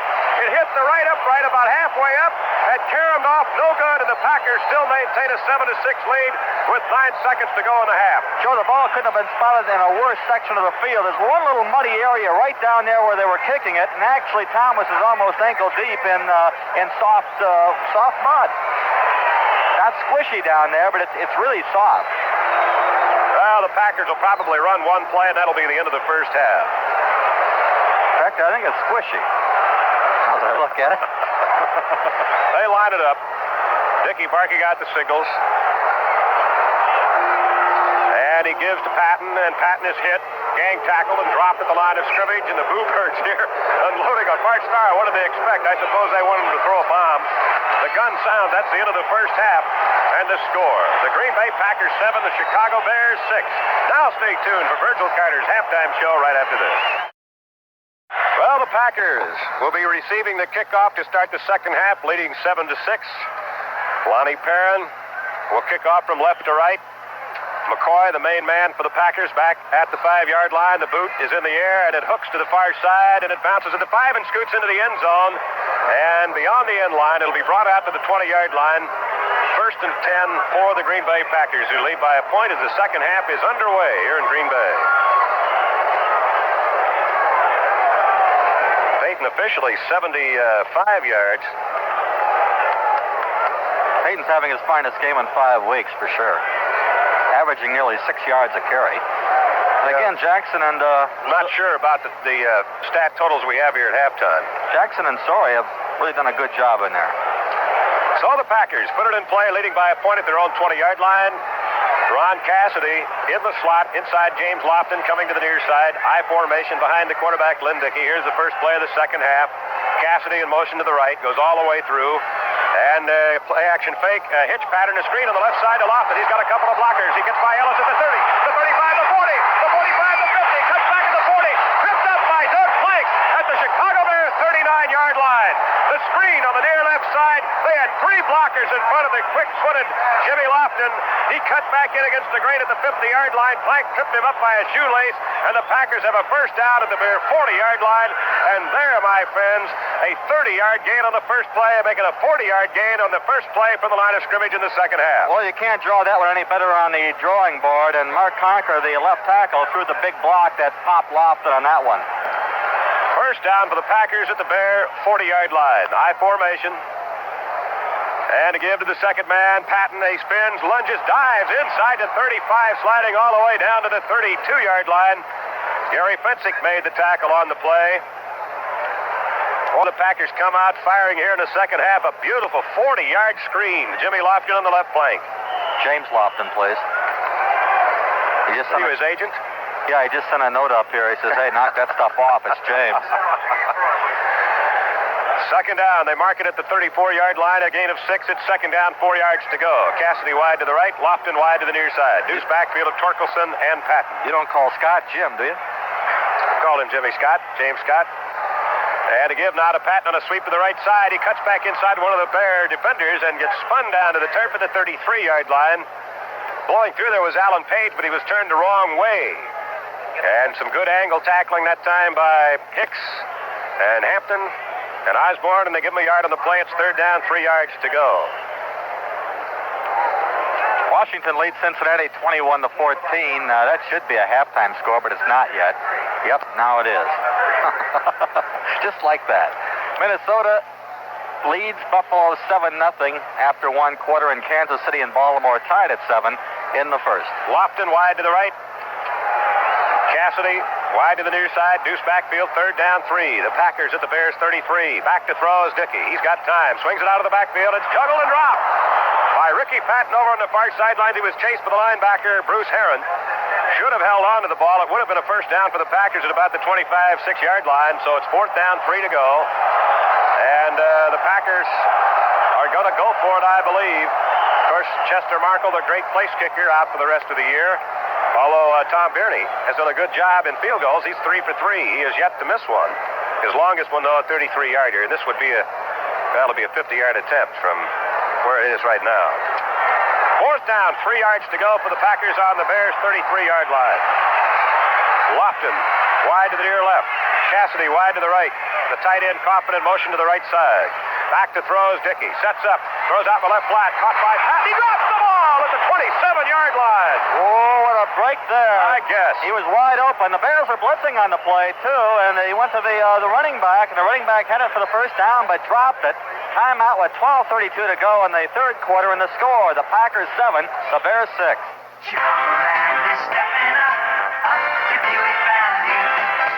Lots of things add up to real value in a Buick, and good gas mileage is definitely one of them. Take it from me, Joe McConnell. And from me, Walter Payton. Walter, I know you love your Buicks, but most people won't believe you have to pinch pennies at a gas pump. Nowadays, Joe, nobody can afford to waste gas. That's for sure, and the 1980 Buicks have quite a fuel economy story.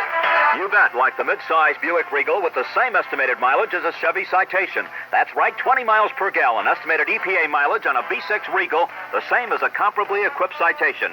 Remember to use this number for comparison. Your actual mileage may differ. And with Regal Coupe's automatic transmission, power steering, and power brakes are standard. Compare the new Regal at your Buick dealers. Get more car for your money. Take Chicagoland to drive. Step up to Buick value with our 7-Up ride. Buicks and good mileage make a great team. Well, what a break for the Chicago Bears. Patton had a first down right in his lap and dropped it at the 26-yard line, so the Bears take over at their own 33-yard line as the Packers got a huge chunk of real estate on a 40-yard screen pass on the left flat to James Lofton on the first play from the line of scrimmage here in the second half. So the Bears take over, trailing by 1. 12:32 left to go in the third period. Don't forget, next week, our final regular season game of the year. Hopefully there will be another game after that. The Bears at home in the season finale against the St. Louis Cardinals. All right. Watts is split wide to the left. Fashionable comes wide to the near side. The setbacks are Payton. Moves up into the slot, then drops back down to the deuce, and now Williams shifts over to the right side of the tandem. First down at the 33-yard line. They give to Payton on a sweep to the right side, looking to cut behind Sorey's block. He does. He squirts through at the 40 and lunges out to the 43-yard line. He collided helmet to helmet with the linebacker Rich Wingo. Making the tackle on the play was Estes Hood, the left cornerback. And another good gain for Walter Payton out near the 43-yard line. A pickup of 10, 85 yards for Payton today. Sorey is doing a job. Again, he made the key block on that play. Although you got to give the running back a lot of credit there because he knew how to read the blocks. He didn't try to squirt through there. He picked his way and then sort of just squeezed through, and it's first down now at the 43-yard line. No question, but if the block's not there, you got nothing to read. Slot to the near right side. Payton lines up as a double wing to the right. Now he drops back into the right side of the tandem. Phipps starts Bashnagel in motion to the left side. And to give to Payton on the left side, looking for running room. He's grabbing behind. He just lowers his head and rolls across the 45 to about the 46-yard line. Charles Johnson, 6'2", 262, the third-round draft choice out of Maryland, made the tackle on the play. Second down for the Bears at about 7 yards to go. Payton picked up 3 to the 46. Now Payton and Latta are out. Cobb and McClendon are in. Bears trail by a point. 7-6 we're early in the second half. This would be a passing down for a lot of teams, not necessarily for the Bears, but I think the Bears have really got to start generating an offense here. Packer cornerbacks are playing about 8 yards off the line. Wide to the left. Watts wide to the near side. Bashnagel. Phipps to throw. On second down over the middle. Juggle up in the air. Grabbed and the deflection at the 50 by Williams to the 45, the 40. Tried to straight arm his man. Couldn't do so. He's rolled out of bounds just across the 39-yard line. Mike McCoy held on and finally forced Williams out of bounds. He juggled that ball. It popped straight up in the air. He got a second try with it, and he picked up 15 yards, sweeping to the left sideline. Joe, the juggle might have actually helped him. It seemed that Mike Douglas, the right linebacker, might have let up a little when he saw the ball pop up, but it popped right back to Williams, and he got away from Douglas and made a big gain out of it. First down for the Bears just inside the Packer 39. Phipps 9 of 17 for 103 yards. The Bears have had all the breaks today, and yet they've only mustered 2 field goals, and they trail at 7-6. Wide to the left, Watts. Baschnagel wide to the near side. High formation. Peyton the tailback. Quick pitch to Walter on the left side. Cuts back inside to Williams. Block. Gets inside to 35 to the 34. Mike Douglas, the right side linebacker from San Diego State, tripped him up on the play. Jones at Wingo. Second down coming up, and we'll call it the 34, although it's closer to the 35. It'll be second down and about 5.5 yards to go. 10:34 left to go here in the third period. McClendon and Cobb back in, replacing Latta and Walter Payton. This is about where the Bears have been bogging down all day. Walter now with 92 yards in 16 carries. His greatest game against Green Bay was a 205-yard effort 2 years ago in 77. At that time, it tied Gale Sayers' single-game rushing record as a Chicago Bear. Later, Walter amassed a single-game rushing record for the NFL. Give to McClendon. Tries to pick his way to the right side, and he's stacked up at the 33-yard line. Ezra Johnson made the tackle on the play. With help from Gary Weaver, the left side linebacker, it'll be third down coming up, and about a long 4 to go at the Packer 33. Johnson coming in almost unhindered from right end. He's had a tough year. He's been banged up. Last year, he had 20 and a half sacks, went for the Pro Bowl. This year, because of injuries, he's only had 5.5 sacks. Packers pull Gary Weaver and Charles Johnson. They put in 2 linebackers, Jim Gano and John Anderson. On third down and 4. The Bears at the Green Bay 33. Gotta be a pass. Baschnagel wide to the near side. Peyton lines up in the slot to the left. Inside Ricky Watts. The only setback is Williams. Back to throw is Phipps. He has to hurry. Throws it downfield, and it's caught by Watts. A diving grab at the 19-yard line. First down for the Bears. Mike McCoy over the top. Put Watts down after he came back, made a beautiful sideline diving grab at the Green Bay Packer 19, a 14-yard pass and a first down for the Bears. What a job Watts has done filling in for James Scott. What's that, 5 catches for Watts today? 4 for 68. Gives him 18 on the year for 318 yards. And that's 18 catches in 4 games. He didn't catch any last week. Over the last 5, but he was shut out at Tampa. In fact, everybody was shut out except Davey Williams. All right, Watts wide to the left. It looks like Washington wide to the near side. High formation. First down for the Bears at the Green Bay 19 to give to Williams. The short man, the fullback, lunges up the middle inside the 15 down, maybe to the 13-yard line. The Packers that time were playing Peyton, so they gave it to the short man Williams. He just charged right up the middle behind Dan Neal. Noah Jackson, Reeve Sorey. Charles Johnson made the tackle. We'll call it inside the 14, a gain of 5.5. It's second down and a short 5 to go. Again, Washington leads Cincinnati at halftime, 21-14. Hang in there, Bengals. 20 yards and 5 carries for Williams. Now Baschnagel back in, lines up in a slot to the left side. High deuce formation. Peyton on the left, Williams on the right. Second down, 5. The ball at the Packer 14. And to give to Peyton. Peyton cuts off right guard and tackle. Hit once, surges ahead, gets down to the 11. It'll be third down and less than 2 yards. Somebody blew through there for Green Bay and made a great play. It was Rick Wingo. Wingo. Wingo, excellent young linebacker, a native of Elkhart, Indiana. Played collegiately for Bear Bryant at Alabama. Was a 7th-round pick this year, a 230-pound rookie. And he's been the Packers' leading tackler. Third down and a long 1. Almost 2. The ball at the Green Bay 11. 7.5 minutes to go here in the third period. Both tight ends are in. Latta on the right, Cobb on the left. Big Robin Earl is in as a wing to the right. Deuce backfield of Peyton and Williams. Phipps parking out the call. Had to give to Peyton. Wants to sweep the right side. Cuts back in. He's hit. Breaks one tackle. He will not get the first down. He's knocked down for no gain again. And Rich Wingo made the play. I think he got a yard, but he's a yard shy. Yeah, they pushed him back. Estes Hood is also there, along with Johnny Grave. No, he got no gain. You're right. Fourth down. Still almost 2 yards to go. And the Bears seem to be indecisive right now as to whether Thomas waiting to come in. Now he leads the field goal unit in. Thomas 2 out of 3. Missed a 33-yarder when he hit the right upright with 9 seconds to go in the first half. The Bears still trail by 1. Thomas will get a chance to redeem himself. And 2 out of 3. In 6 quarters against Green Bay, the Bears have yet to muster a touchdown this year. Right, they've scored 4 field goals. Baschnagel kneeling down will spot the ball at the 18, a kick of 28 yards. Dan Neal, the center, snaps the ball a bit high. Baschnagel gets it down. Thomas puts it up. No good! Unbelievable! Thomas misses it wide to the right.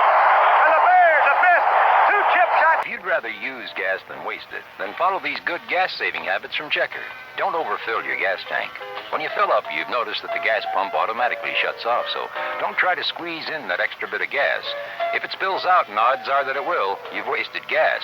When you waste a little bit several times a month, why, add it up over the year, and you've wasted a lot of gas. Money, too. So don't overfill your gas tank. Here's another Checker tip.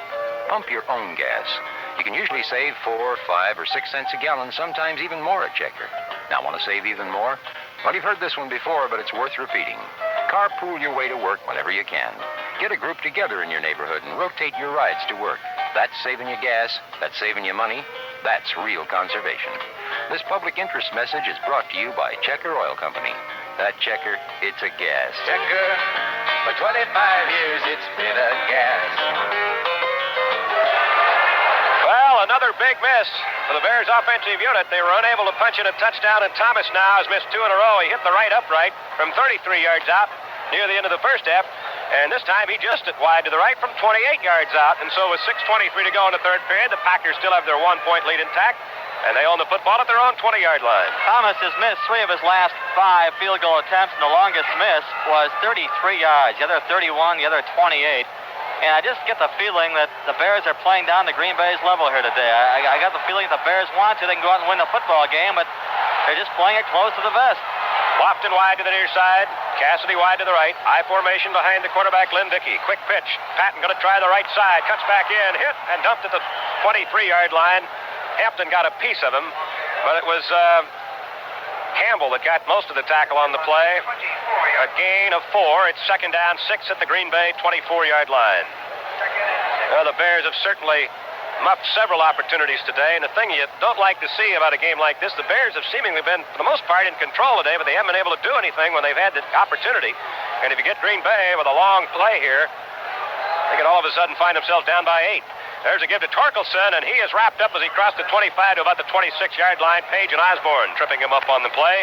Yeah, Joe, the Bears got 180 yards in the first half, 180 against 85 for Green Bay, and the Bears come up with 2 field goals, and that's all they've got so far. Packers line up without a huddle. The Bears are caught now. They have to hurry to get their 6 defensive backs in. They have a slot to the left. In the slot is the tight end Kaufman, and Dickey stumbles. He's going to be buried as they send everybody in on the blitz. They bury him at the 18-yard line, although he was helped out a bit, the Bears were, when Dickey seemed to slip as he dropped back to pass. Wallerscheid and Hartenstein teamed up on the blitz, and they may share it. Actually, it was Wallerscheid who got there first, but Hartenstein made the tackle. Just inside the 20-yard line is the ball. It's 4th down, 10+ to go, and Beverly is into punt now for the Packers. We'll give it to Hartenstein until further notice. That's the 3rd sack, I believe, of the afternoon for the Bears. Make it 2. And a total of 37 on the year. 10 men are up. Wallerscheid is back, waiting at the Bears' 43-yard line for this David Beverly punt. The rush is on. The kick is almost blocked, and there's a shank. It bounces at the 40, comes to the near sidelines, and it's grabbed by a Green Bay Packer at the 45, maybe the 46-yard line. John Thompson grabbed it as it bounced, coming to the near sideline. That kick was almost blocked by Bruce Herron, who blocked one last week, and that sack was given to Wallerscheid, his 3rd of the year, all 3 against Green Bay. Timeout on the field of play. 4:47 left to go now in a fast-paced third period. The clock moving down quickly, and it's 7-6 Green Bay. Liberty Savings. Liberty Savings. John Doremus for Liberty Savings. All the new certificates are available at Liberty Savings. From 6 months to 8 years maturity. All pay the highest rates permitted by law. Drop in and see us and let one of Liberty's trained counselors help advise the best route to your family's financial security. Liberty Savings, built by your principles. We invite you to start your Franciscan stoneware collection now at your nearest Liberty Savings office. Liberty Savings. Member FSLIC. Liberty Savings. Liberty Savings. Built on the principles that made America strong. 2 of their 4 convenient offices are at 6210 North Milwaukee and 7111 Foster. Well, that was a very poor 25-yard punt by David Beverly. The Bears take over again with a chance to take the lead at the Green Bay Packer 45-yard line. 4:47 left to go in quarter number 3. The Pack 7, the Bears 6. The Bears have been in Green Bay territory on every possession in this football game, and yet they've got 6 points. Their last 2 possessions ended with missed field goals of 33 and 28 yards. The Bears had the football for 18 and a half minutes of play in the first half. High formation, slot to the left. Peyton the tailback. Phipps barking out the signals. And play action fake to Walter. Phipps sets up. He wants to throw deep downfield. Watts comes back for the ball. Jarred loose from behind by Mike McCoy. No flag. Incomplete at the 30-yard line. Well, I thought there could have been roughing after the play. McCoy worked him over pretty good after the pass was overthrown. Second down and 10. Phipps 9 of 18, 103 yards through the air. No interceptions. There's been only one turnover today, and that was on the interception by Tommy Hicks in the first half. Latta in, Cobb out at tight end. Peyton and Williams remain in the lineup as the setbacks. Bashnagel and Watts are the wide receivers. Ricky goes wide to the left. Bryan comes wide to the near side. Deuce backfield from the Green Bay 45, second down 10. Phipps sets the line. Williams moves over his step in the tandem to the right side. And Phipps fakes to Williams, back to pass, has time, pops it over the middle, it's intercepted and dropped. Oh, my goodness. Gary Weaver had both hands on the football. It was right to Weaver, no question about it. He dropped it. Fortunately for the Bears, at about the 33-yard line, that pass was intended right over the middle to Ricky Watts, who did a turn in, but the ball was underthrown. It'll be third down and 10. Phipps has not been all that sharp today. He's hit the wide receivers with some good plays, but there's been a number of balls overthrown, and that ball was thrown behind the receiver, and actually Weaver had a clean shot at the ball. Gaino and Andrews, the two linebackers in now for the pass defense for Green Bay. Peyton lines up as a wing to the left in the slot inside of Watts. Wide to the near side is Bashnagel. The only setback is Davy Williams. Third down and 10. Phipps back to throw from the Green Bay 45. He throws downfield. Incomplete. He underthrew Bashnagel, who turned in front of Estes Hood. He was rushed. He threw the ball, underthrew it by about 5 yards, and the Packer defense stymies the Bears. They don't gain an inch. Fourth down, 10 to go. Well, it's the second time the Bears have started a series inside Green Bay Packer territory without mustering more than a yard. Yeah, the other one was on the interception, where they didn't gain a yard. Gray is back in single punt safety now for the Pack. Parsons has hit 2 kicks out of bounds inside the opposing team's 20-yard line today, giving him 23 for the year. This should be number 24. There's the snap, and he hits it. He floats a beautiful spiral down the near sidelines, and a fair catch made at the 12-yard line by Gray, who shot up that hand at the last minute, went down on one knee right in front of Mumbo Gaines, and made that fair catch grab at the 12-yard line. So it was not a long punt. 33 yards to be precise. Timeout is called. 4:25 to go in quarter number 3 here at Green Bay. The Packers 7, the Bears 6. Keep your car radiator humming. Keep your car air conditioner running. Take it to Car Cool and your car has a friend. This is John Doremus for Car Cool and AC Delco. Football is a team game. Today's football is complex. Complicated formations are manned by specialists, and why? To achieve winning results. Today's car is complex, too. With it comes technical problems. That's when you need the Car Cool team. Radiator and heater problems? Take it to Car Cool. Your Car Cool man is a specialist who can replace your radiator or heater with original components from AC Delco. Better yet, bring your car into the fast, economical professionals at Car Cool for a radiator and heater inspection. Don't get caught in the cold. Car Cool and AC Delco. Service and products you can depend on. Take it to Car Cool. Car Cool is your friend. For the Car Cool dealer nearest you, check the yellow pages under Radiators. We give you the business 28 times each weekday on News Radio 78, WBBM Chicago. Joe McConnell along with Brad Palmer and Virgil Carter. High top Lambeau Field in Green Bay with the Packers still hanging on to that precarious 1-point lead. The Pack on the football on their own 13-yard line. 4:25 to go in the third quarter. They line up in a slot to the right. Cassidy inside of Lofton. Deuce backfield behind quarterback Lynn Dickey. In motion, coming to the near side is Ron Cassidy, the rookie out of Utah State. Dickey, play action fake. They try the same screen on the right side of Lofton. He's got a blocker, cuts back. He gets across the 20. Grab from behind, spun as he crosses the 25. He did fumble the ball. And the Bears have it. The Bears signify they have it at the 25-yard line. We still are waiting for the official call. They have it. The Bears recover the fumble at the Green Bay Packer 25-yard line. We'll see who comes up off the football. I think it was Jerry Muckensturm who caused the whole play. He made the tackle. I didn't see who got the fumble, but the ball popped loose immediately, and a Bear did fall on the ball. And what a break here. The Bears now 1st and 10 at the Green Bay 25-yard line. After the Packers had picked up a first down. And so the Bears get another break. They've had nothing but breaks. There's very few points. They've had more breaks than points, that's for sure. We'll double check and see who recovered the fumble. Watts wide to the near side. Bashnagel split wide to the left. Peyton and Williams in the tandem. They give to Peyton on a sweep to the left side. He cuts in at the 25 and in heavy traffic wades for about 3 to the 22. Steve Luke, the strong safety and a former college teammate of Doug Planks, from Ohio State made the tackle on the play. Give Walter 3. It's second down 7 at the Packer 22. Peyton closing in on 100 yards. The first time in 6 weeks. He has 97 yards unofficially and 19 carries. It was apparently Terry Schmidt who forced the fumble. We don't have who recovered it. I heard it announced on the PA, but we couldn't pick it up, and we're up here on the top of the press box with almost no communication. Wide to the near side. Watts fashioning a wide to the left, I formation. Peyton, the deep back in the tailback position. They give to Walter, right up the middle. Oh, he's to the 20. Fumbles the ball. The Packers get it back inside the 15 at the 13-yard line.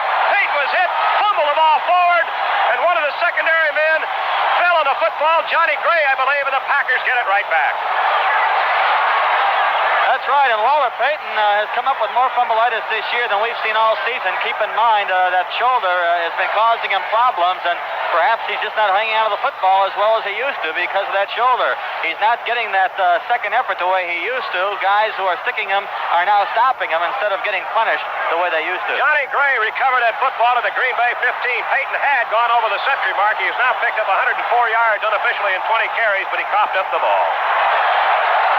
Cassidy wide to the near side. Wide right is Lofton. Deuce backfield. First down for the Packers. And a give inside, and a nice trap hole opens up the middle, and out to the 20 hops Ricky Patton. A gain of almost 5.5 on the play. Second down, a short 5. Boy, Gary Campbell made the stop. Bears are flirting with disaster here today, are they not? They lose this game, you can relive this one 100 times. 2 short missed field goals. That's the first turnover against the Bears. Lofton comes wide to the near side. It's only the 12th fumble the Bears have lost all year. Cassidy wide to the right. Deuce backfield. Second down, a short 5. The Packers just across their own 20-yard line. Lynn Dickey with a long count. Gives to Patton again. And he slips and falls. He cuts through. He almost lost the handle of the football. And now a flag comes down at the 23-yard line where the play was ended. And that would seemingly indicate a late hit, although we did not see it. It is a personal foul against the Bears. And that will take the ball from the Green Bay 23 and give the Packers a first down at the 38. I did not see the late hit. Jimmy Osborne was given credit for recovering that fumble. Here it goes. 15 big ones out to the 39-yard line at Green Bay. Sorry, first down for the Packers. The Bears have been flagged now a total of first down 6 times for 69 yards, and I believe Doug Plank was just nailed for his second 15-yard personal foul wrap of the game. Oh, boy. 2:47 left to go in the third period. The Bears in a must-win situation. I got to think a good football team would be leading this game about 35-7 right now. Dickey, play action fake. Here it comes. A little hitch pattern on the left side of Lofton. He is twisted down at the 50-yard line by Ellis and Campbell. And it'll be another first down for the Packers. A little quick square out on the near left side. Good for about 11 yards. Lofton's third catch of the game. First down for the Packers at the 50-yard line.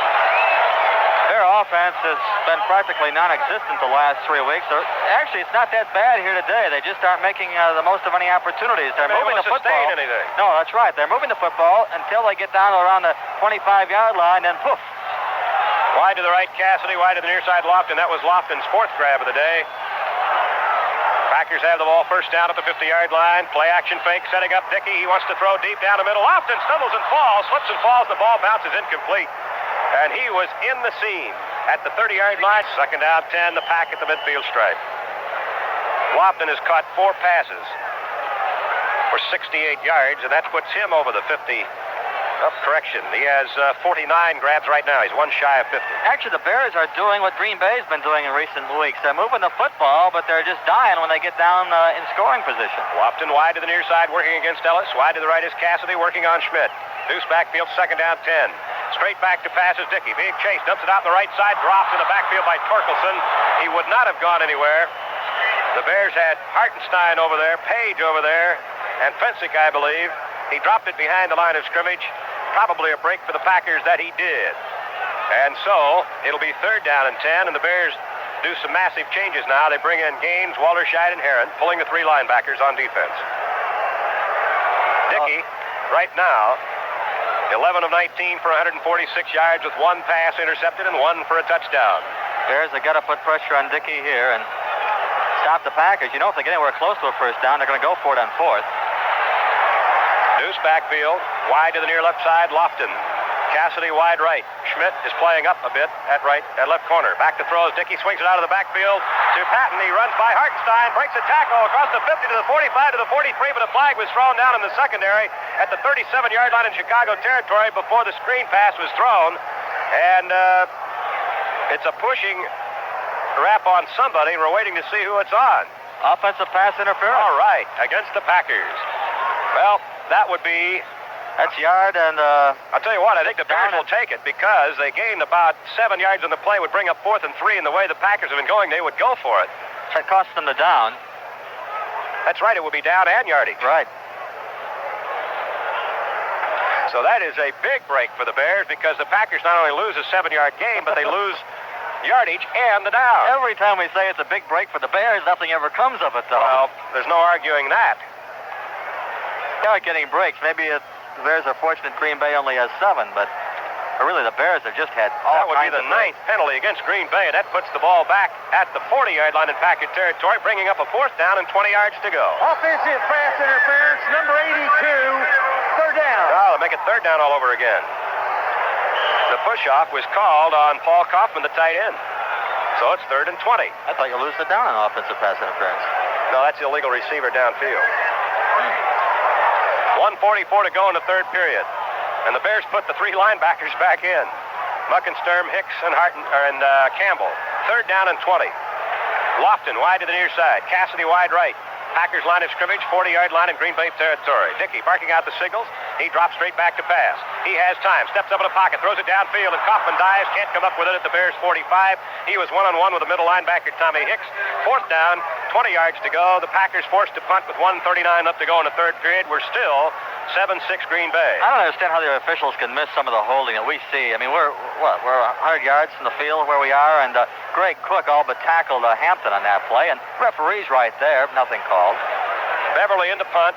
Walter Scheid back at the Chicago Bear 23-yard line. The last time they put a real rush on Beverly, he shanked one that went only 25 yards. But the Bears were unable to move. 10 men up. They're going to rush. They've come close twice. And there's the snap, and the kick is away. High wobbler to the right side, and it's taken by Walter Scheid, who had some running room, it appeared, but he makes the fair catch at the Chicago Bear 24, where the offense takes over with 1:33 to go. Joe, I think he was looking into the sun, and he didn't want to be gambling on that. He just wanted to make sure he made the catch. 37-yard punt. The Bears take over at their own 24-yard line. Trailing 7-6 now late in the 3rd quarter. And that Washington-Cincinnati game has moved into the 4th quarter with Washington leading 21-14. If Washington wins, they're going to have a nice point differential going into the final week, and they can afford to lose to Dallas and still make the playoffs. Well, of course, that would all depend on how well the Bears, if they can win today, how well they would do point-wise against St. Louis. Yeah, the Bears may win 73-0, and they'll be in great shape. High formation. Bashnagel wide to the near side. Watts wide to the left. Quick pitch to Payton. He turns the corner. Now tries to skirt to the outside. Is wrestled down with the shoulder pads at about the 27-yard line. He tried to cut to the outside. Rich Wingo didn't go for the fake. Stayed right with him. And bulldogged him down and give him 4 yards on the play. 2nd down and 6 at the Bears 28. Peyton's most productive Sunday in 5 weeks. You know, the Bears aren't digging themselves a hole in this particular game so much. They're only a point down, but they're still slowly digging a deeper hole as far as improving their playoff chances are concerned by not getting points. And goodness knows they've had many opportunities to score points today. 56,000 plus. We'll give you the actual attendance figures in a moment. Watts wide to the near side. Bashnagel wide to the left. High formation on 2nd down and 6. Now Payton steps up into the left side of the tandem. Packers shift on defense. Back to pass. Pip square out. Dropped by Ricky Watts on the near sidelines at the 33-yard line. He was covered by Estes Hood. They got the Packers caught in a shift as they were over-shifting to the right side as the ball was snapped, but nothing came of it. It's 3rd down and 6 yards to go. Well, the Giants finally score, but they trail St. Louis 19-6 in the 3rd quarter. Miami leads Detroit 21-3 in the 3rd, and the Rams on the verge of clinching the NFC West title. They lead Atlanta 28-6, and if the Rams hang on as well they should, that will render the San Diego-New Orleans game meaningless as far as the Saints are concerned. Still could be a good game for San Diego, but their big game is next week against Denver. 3rd down and 6. Bashnagel wide to the near right side, wide to the left, and in the slot is Payton. Back to throw his 5th. Now he's going for the long one. Down the left sideline to Ricky Watts. It is intercepted. Penalty flag is thrown. McCoy comes back upfield to the 35, the 40, the 45. He's coming to the near sideline. He's grabbed and hauled in at the 47-yard line. by Reeve Sorey. Now let's see who the penalty is on. Let's hope for pass interference, and it is. And it is. The Bears are going to get the ball back at the Green Bay Packers 30-yard line. Pass interference called on Mike McCoy, who did come up with the interception. Now they're having a big discussion down here. The Bears signal it was on Green Bay. Now we may have a reversal. No, it's against offensive pass interference. The interception holds up. It holds true, and the Packers have the ball at the 46-yard line, 47-yard line in Green Bay territory. I was going to say, if that's pass interference, let's head for the airport and head for Las Vegas and take the Bears with us, because they've really been throwing hot dice here today, except they haven't scored. But the breaks have been going their way, but not that time. 17-yard return by Mike McCoy gives the ball to the Packers at the 47-yard line.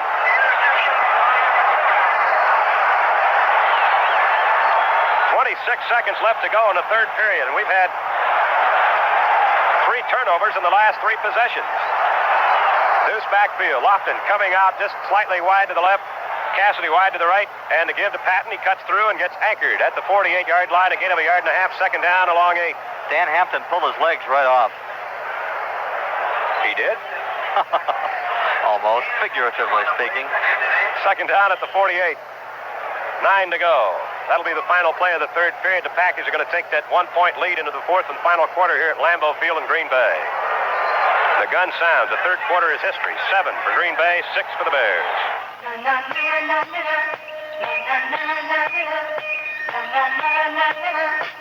the sun goes down and the heat rolls around, that's the time I find got blue ribbon on my mind.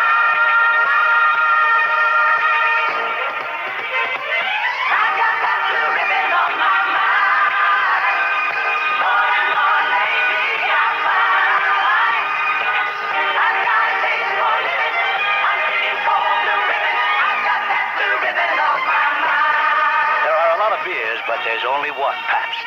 It's brewed to be the best, naturally, with no artificial ingredients, and you can taste it. I've got a taste for living. I'm singing cold blue ribbon. I've got that blue ribbon on my mind. On my mind.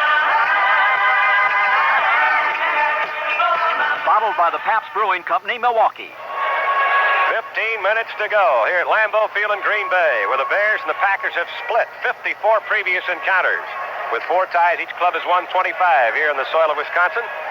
The Packers with nothing to play for but pride. The Bears with their whole season on the line with 15 minutes to go, trailing 7-6. Joe McConnell, Brad Palmer, and Virgil Carter bringing you the play-by-play this afternoon. The Packers own the football on their own 48-yard line. Second down and 9 as the fourth quarter begins to unfold. Kansas City and Baltimore 7-7 in the second, and Minnesota leads Buffalo 7-0 in the second. Each club with 2 turnovers. That was only the 5th interception in the last 10 games for the Packers secondary. Their 17th of the year, the 3rd for Mike McCoy. Sure, were the Bears in Packer territory in that last possession before the interception or not? I don't think so. No. That's the first time they haven't made it to Green Bay territory today. They've turned the ball over the last 2 times, once on a fumble by Payton, and then the interception by McCoy. Packers line it up, sending Cassidy to the near right side, Lofton wide left. Setbacks in the tandem are Torkelson and Patton. Patton's gone all the way since early in the first quarter at the tailback position. And to give to Patton, he wants to sweep. No, Dickey fakes, now goes back to the left side and underthrows his intended receiver, Paul Kaufman. It was a tight end screen. Everybody was sent to the right. It was a misdirection play, and then Dickey whirled around and tried to dump it back behind the line of scrimmage on the left side and threw it away incomplete. It's 3rd and 9. Dickey now is 11 for 21 for 146 yards. Phipps at this point is 10 of 23 for 113. Each man has suffered 1 interception. 3rd and 9. The Packers at the Green Bay 48. Again, they send Lofton wide to the left, operating against Alan Ellis. Cassidy against Terry Schmidt, wide to the near side. Deuce backfield. Back to throw. Heading up now and throwing downfield, and a diving grab. Did he make the catch? Incomplete. Trapping the ball at the 37-yard line of the Bears was Paul Kaufman, the tight end, who's very upset with the call. Hicks and Fensick were there, but they could do nothing about it. It's 4th down and 9. The Packers again forced to punt. David Beverly comes onto the field of play. 14:49 to go.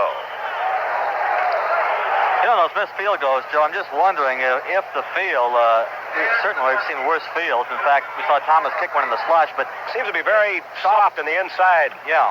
Here's the snap, and the kick is almost blocked by Plank, and there's a beauty.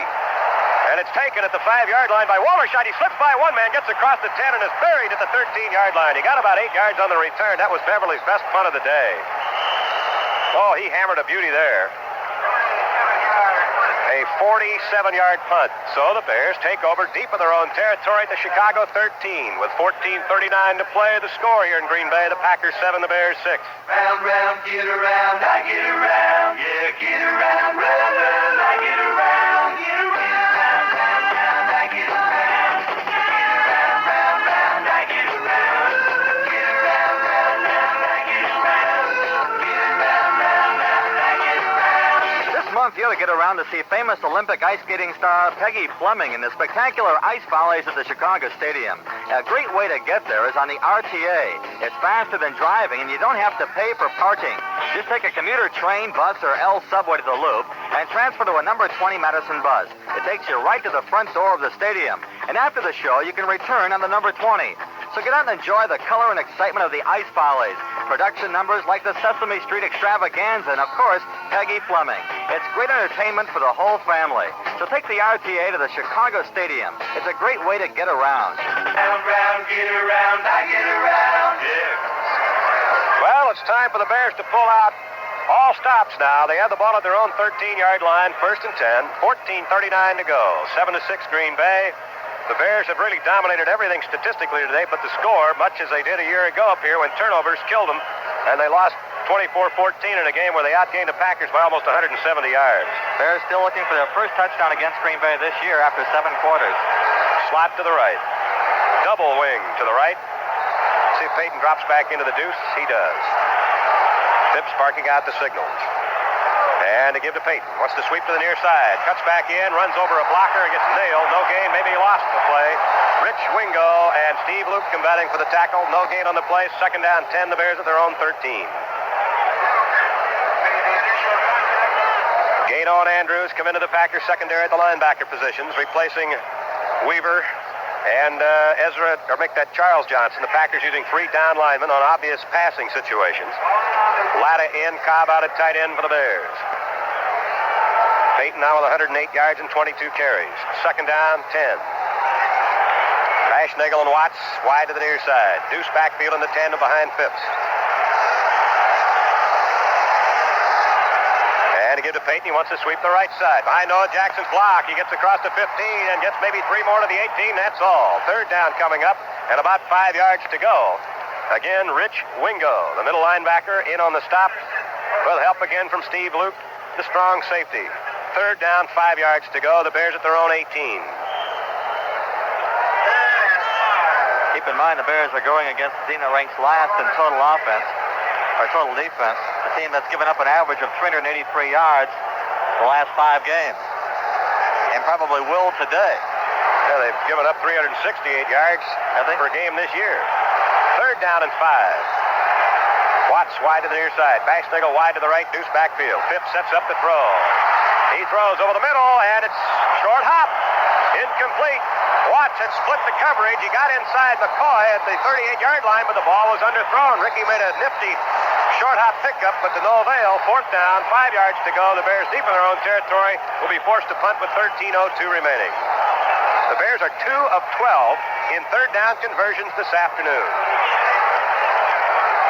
Phipps is now 10 of 24 in the passing department. Parsons in to punt. 2 men drop back now for the Packers. There's a snap. Here's the boot by Parsons. He gets a beauty away. High, lazy wobbler. Taken by Gray at the 43. Tripped up on the ankle. Stays on it. Gets across the 45 and is planted at the 46-yard line by Lonnie Perrin. So the Packers on that 3-yard punt return, a 39-yard punt overall. Green Bay has the ball at their own 46-yard line, and the momentum has changed now. It's the Packers with the field position. 12:50 to go. Timeout called. Green Bay 7, the Bears 6. Believe this. I'll be out here all day. Well, snow shovelers, it won't be long now, will it? Those big dump loads of snow in your driveway. Wind whistling, snow drifting, your back breaking as you toss each shovelful higher and higher. Never. No, sir. Think a minute, shovelers. Do you really want to go through another winter like this? Wouldn't it be simpler to go down to your John Deere dealer now and get a compact but powerful 3-horsepower snow thrower? Or an even more powerful 8 or 10 horsepower snow blower? Or for really big jobs, a John Deere tractor-mounted snow thrower? Your John Deere dealer has a whole array of snow removal equipment that can make light work of even the heaviest snows. Get yours now, while you can still get out of your driveway. First down, Packers at their own 46-yard line, 12:50 to go. 7-6 Green Bay. And it's still 21-14, Washington over Cincinnati. Well, if the Bears lose this one, the NFC playoff spots are all nailed down. And there'll be 3 teams in the NFC East in the playoffs. Patton and Torkelson are the running backs. Packers line up in a slot to the near right side. Lofted inside, Ron Cassidy. Tight end Kaufman on the left. Lynn Dickey, the quarterback. Larry McCarron snaps the ball. They give to Patton on a sweep to the left side. And he's grabbed by Campbell and pinned at the 45-yard line. Campbell reached right over the blocker. Darrell Goforth to make the play. Loss of almost a yard on the play. Let's see where they spot the football. I guess they're going to give him the line of scrimmage. What does Patton stand in yardage? He may be minus. Well, as a matter of fact, he's plus 26 now. He's the leading ground gainer for Green Bay. However, he's carried 16 times. That's an average of about 1.5 a carry. Yeah, it seems like every time he gets the ball, he goes nowhere. Well, Torkelson, of course, playing with a bad ankle. Middleton, despite what Packer PR man said before the game, is in the doghouse here. In motion coming to the near side on a slot left formation is Cassidy. Quick pass downfield and off, and he's got it. Breaks the tackle inside the 35, down to the 30-yard line. And Gary Fensick may have saved a touchdown. Yeah, Alan Ellis fell down on the play. That's why the reception was possible. And Allen got up in time to try to make a tackle, but couldn't do it. And Fensick got up there and made the big tackle. But now Green Bay at the Bear 30. First down, Packers. 11:45 to go. Well, touchdown here really puts the Bears in a bind. That's the 50th grab of the year for Lofton. Both he and Kaufman now have caught 50 passes for the Packers this year. Keep in mind, the Packers haven't been any more successful inside the 30 than the Bears, except for once. Lofton wide to the near side. Cassidy wide to the left. I formation. First down, Green Bay at the Bears 30. Play action fake. Dickey lobs it high in the air, and it's intercepted by Hicks. He may score a touchdown. He's got a convoy. He's to the 35. He's to the 20, to the 15, to the 10, to the 5. He lumbers in for the touchdown. Dickey threw that one up for grabs. He was blitzed on the play. It was to be a screen to the near side. Hicks stepped in front of the intended receiver, picked it up, and with 2 blockers to convoy his way, lumbered 66 yards down the near sidelines, and suddenly, lightning in a bottle has exploded here at Lambeau Field, and the Bears have taken the lead. Well, Alan Page was the man who came in and put the pressure on Dickey, and as Joe said, Dickey unloaded unwisely, and Hicks comes up with a second interception. And I'll tell you, Doug Plank predicted before the game, I said, what's the bottom line? He says, I think a turnover is going to win it. And if the Bears win it, that's the turnover that won it. 66 yards for Tommy Hicks, and the biggest play he'll ever make. Now Bob Thomas will try for the extra point. It's a 12-7 score. Oh, my goodness, how this game turned around. There's a snap. The boot is blocked. The kick is blocked. It still remains 12-7, although at this point, the extra point really doesn't amount to much, unless, of course, had the Packers scored and then gone for the win. But with 11:10 to go, the Bears have taken the lead in a mystifying ball game, 12-7. Good service from your Chicagoland Buick dealers helps you keep the value built into your Buick. But, Walter, just between you and me, Joe McConnell, if you go to your Buick dealers and don't tell them you're Walter Payton, do you think the service would be as good? Well, when I go for service, they do a fine job. And you don't tell them you're Walter Payton? No. Great. That's real Buick service. But they might recognize my Bear uniform. Whoever you are, wherever you go for Buick service throughout Chicagoland, you'll recognize the qualified service that only Buick dealers can provide. Nobody knows your Buick better. And their complete service facilities, the latest equipment, plus ongoing service training, all help your Buick dealers keep your Buick in top running condition. As long as you own your car and a trade-in time, service pays off. It's part of the value at your Buick dealers.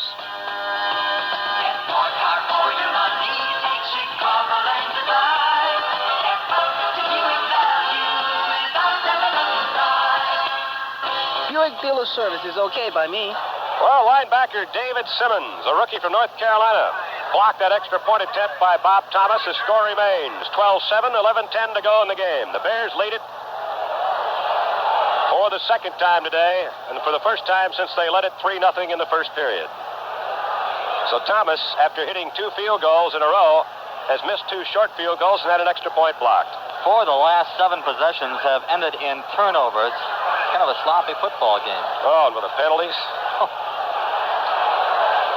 Kind of expected Green Bay to play that way. I was hoping the Bears wouldn't. Thomas is kicking off. He hits it end over end, coming to the near side, taken at the 10-yard line by McCoy. He's to the 20, cuts back, stripped by one man at the 25 to the 30. Fumbles the ball. Big pile up at the 31-yard line. Let's see who got it.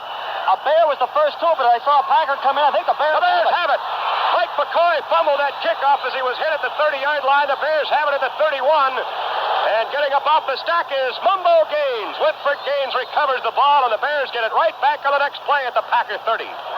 Now the Bears have to start putting some points on the board. They've got the lead, 12-7. Here they are at the Packer 30-yard line. 11 minutes to go in the football game. Washington's winning its game by 7. Now's the time.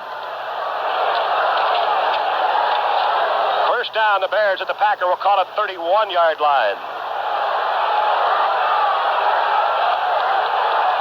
Deuce backfield. Bashnagel lines up as a wing to the right. Watts wide to the near side. Let's see if the Bears try to get some points right now to give to Davy Williams. Trap blocking. He breaks through the first man, but is hit by the linebacker and pushed back. He may have gotten as far as the 27. Probably the 28. A gain of about 3 on the play. It'll be second down and 7. I would have liked to have seen Phipps go for broke right there. Yeah, that's, of course, that's so standard anymore. When a team makes a turnover, you almost expect it. Not standard for the Bears. Cobb out. Latta in at tight end. Give him the 28. Second down, 7. 12-7, the Bears lead it, 10:33 to go. They scored on a 66-yard pass interception by Tommy Hicks and then recovered the ensuing fumbled kickoff at the Green Bay 31. Now it's second down and 7 at the Packer 28. Bashnagel is a wing to the right. Watts wide to the near side. Deuce backfield. Phipps to Payton. Payton wanting to sweep the right side. Cuts back in and lowers his head. Runs right into the linebacker, and he's pulled down at the 27-yard line.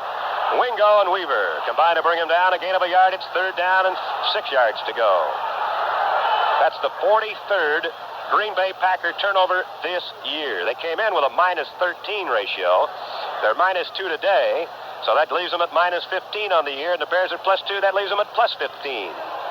Latta out, Cobb in at tight end. Here comes Gano and Andrews, the 2 linebackers.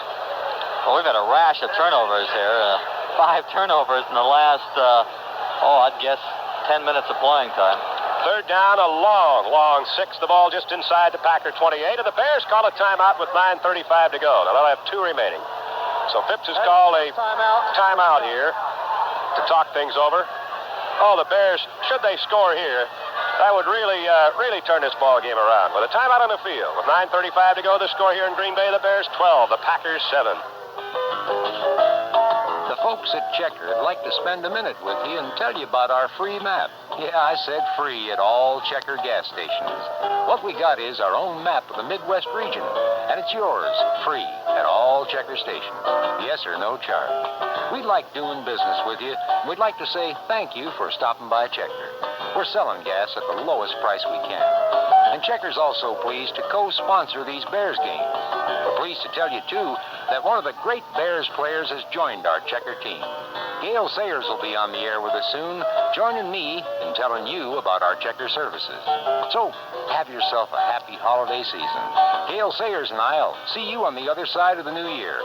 Like we remind you, that Checker, for 25 years, it's been a gas. Checker, for 25 years, it's been a gas. A third down and a long 6 facing Phipps and the Bears just inside the Packer 28. Now keep in mind, should the Bears get another 4 or 5 yards here and come up short of a first down, a field goal would be almost as good as a touchdown. As far as the margin of difference is concerned, that would give the Bears an 8-point lead. Bashnagel wide to the right. Watts wide to the near side. Payton and Williams in the deuce. Payton on the left side of the tandem. Third down, almost 7 to go. Phipps will throw. He has plenty of time in the pocket. Swings it out the right side, juggled, out of bounds, incomplete. Williams hit it off his right shoulder pad. It popped up in the air, and by the time it came down, Estes Hood had pushed him out of bounds, so the Bears come up empty on another third down play. They're 2 of 13. He would have been 4 yards shy of the first down, even if he had caught it. Now, let's see for a field goal. It'll be a 45-yard field goal. Well, Thomas has missed 2 inside of 33 yards, and he's had an extra point blocked. He'll have a slight wind advantage, and the field is a little better here it is. than where he's been kicking from. Now Phipps still out on the field of play, and the Bears call another timeout. They have used up 2 timeouts here. Yeah, they're in disarray. With 9.5 minutes to go in the game, and Phipps, Bashnagel, and Noah Jackson all walking over in mass to talk with head coach Neil Armstrong. Phipps didn't want to leave the field of play. He wanted to go for it, apparently. And Virgil Carter, what are your thoughts? Well, since the Bears haven't had the lead until just recently from the first quarter, they're not going to make any tactical mistakes. They want to think about it and be sure. Bob Thomas looks like is jogging out to take the field goal attempt. Here, you've really got to take it. I mean, even though it's a long shot, if you make it, it helps your chance. If you put the ball in the end zone, it comes out to the 20 anyway. That's right. That's the thing they've got to do. What they've got to do here is if they can nail a field goal, they've got 8 points, and then they can start scoring points the way Brad wants them to do and nail it to the Packers. The only gamble you're taking is 7 yards of field position because the line of scrimmage right now is the 27. And, of course, if he misses it, it comes back to the 27. Well, the 45-yarder is not that big of a gamble. It's about a 50-50 proposition. Well, I don't think it's so much the accuracy or the distance. I think it's more if it's blocked, it leaves you in a very vulnerable position because they could pick it up and ramble in. All right, it's going to be a 44-yard attempt. Bashnagel kneeling down at the 34-yard line. Thomas is ready. Here's the snap. The ball is down. The kick is away, and it is good. He got it over the crossbar. For about a foot. Yeah. It just skimmed it over the crossbar. Thomas's longest field goal of the year, 44-yarder. And with 9:25 to go in the game here at Green Bay, the Bears lead it 15-7. And they've got some breathing room. Oh, boy. I think we just took all that breathing room right there. Oh, man. I tell you, you just knew, that the Bears figured to get it going sooner or later, hopefully before the final gun went off. But hopefully sooner than later, huh? But Hicks really turned the game around with that interception. That was the big play, and now the Bears, the momentum has finally swung back. It's been all Bears up until about 10 or 15 minutes ago. Then Green Bay grabbed the momentum, and that interception just turned the game completely around. Now the Bears have a little cushion, and if they can hold Green Bay and get the ball back, they can afford to gamble a little more than they might because they can afford to give up a touchdown and still win the game. That was a gigantic 3-yard drive in 3 plays after recovering the fumbled kickoff by Mike McCoy. And now it's 15-7. The Bears lead by 8 with 9:25 to go. There's still a lot of time in this football game, although I've had the feeling up here, and I'm sure you have too, that, the darn thing was slipping away. All right, Thomas has it teed up at the 35-yard line. McCoy again waiting deep in the middle of the field at the Green Bay Packer 5. Oh, if the Bears had lost the game the way they were playing, nobody would have slept tonight. Thomas moves forward, and he hits it. High end over end kick coming down the middle, not too deep, taken at the 12-yard line by McCoy, up the middle at the 20, the 25. No fancy dance stuff this time. He just wedges it out over the 30 to about the 32 or 3-yard line, where he's stacked up there by Lee Coons, and also getting up Walter Scheid and Ron Rydell. So the Packers have the ball at their own 32-yard line, trailing by 8 with 9:17 to go. Well, you know where Dickey's going to go with the ball right now, and let's hope the Bears put the pressure on and force the Packers into a mistake. Lofton is their only game breaker, and he has caught 5 this afternoon. Total of 50 now for the year. They sent Cassidy wide to the left, Lofton wide to the near side. Cornerbacks playing off about 10 yards. Deuce backfield of Patton and Torkelson. Dickey to throw on first down. Has time. Wings it downfield, and a diving grab and dropped. Incomplete at the 47-yard line. Covering on the play was Ellis. The intended receiver was Ron Cassidy. He couldn't hang on when he hit the turf. It's 2nd and 10. Key word there was has time. Well, he's had time most of the time, and yet when they have put pressure on him, Dickey has thrown up a couple of lame ducks today, and one of them cost him a 66-yard touchdown. Indeed. When the Bears have put pressure on, when they've been blitzing somebody, and a couple of times when they haven't, they really come up like roses. Halftime score from the Met in Jim Marshall's final home game of his career, 10-0. The Vikes over the Buffalo Bills. 2nd down 10, Lofton wide to the left, and this time the cornerbacks are playing up. Cassidy wide to the near side, Deuce backfield. And back to pass on a busted play, and down goes the quarterback. Dickey inside his own 25 to the 23 as the Bears just ran over everybody, and Hampton will get credit for a quarterback snap. It looked like a foul up immediately.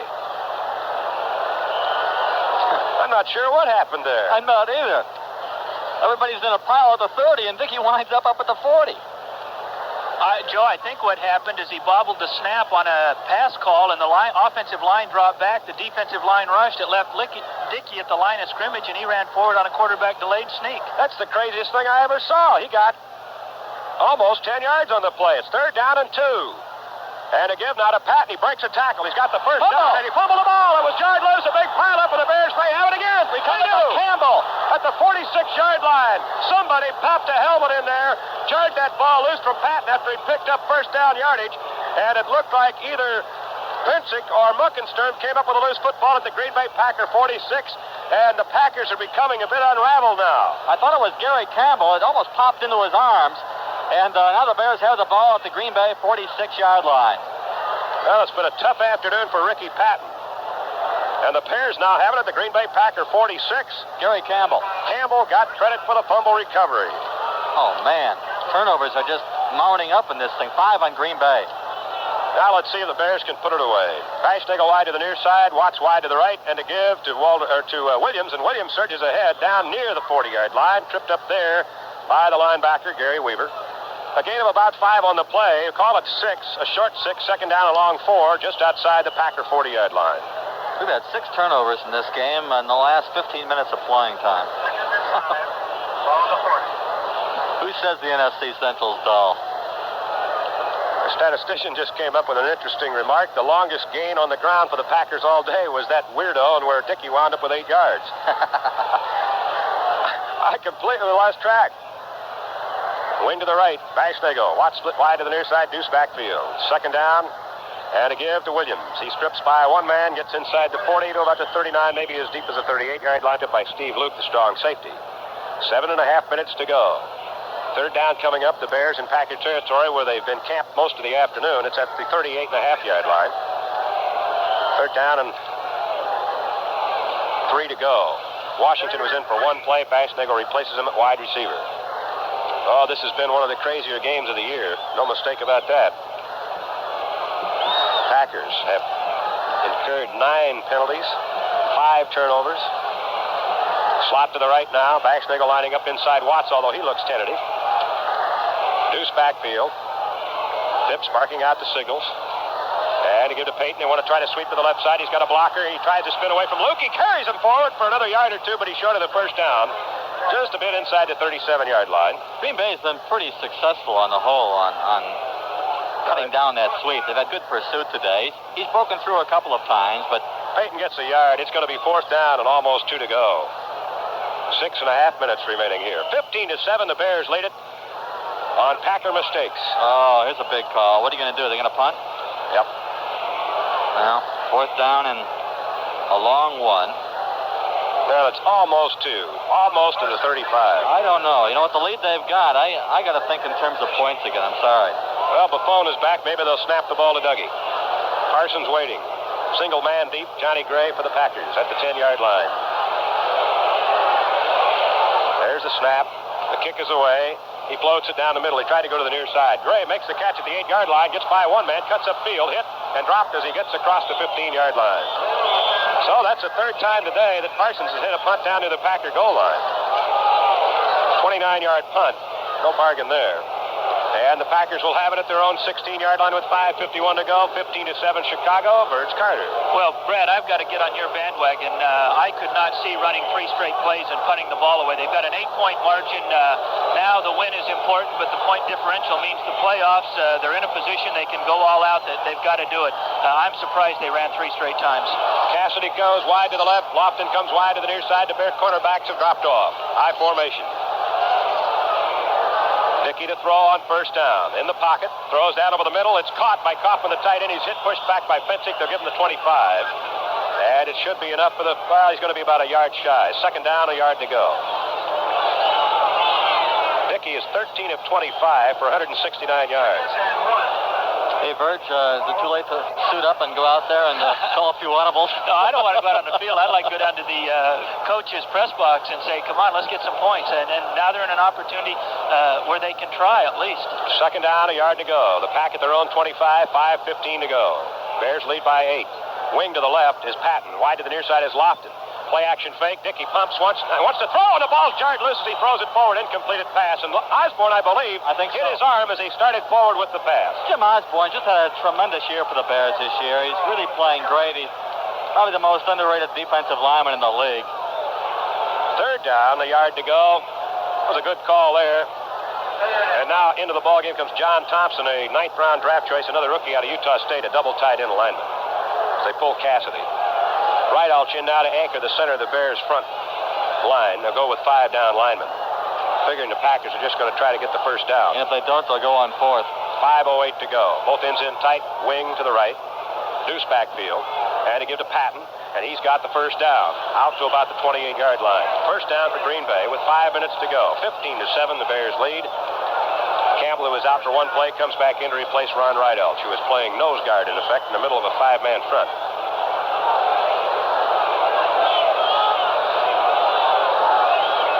Twice the Packers got down in this situation late in the game, trailing by more than a touchdown against Washington, and ran out of downs down there on the 20-yard line. Washington wound up with 10 extra points.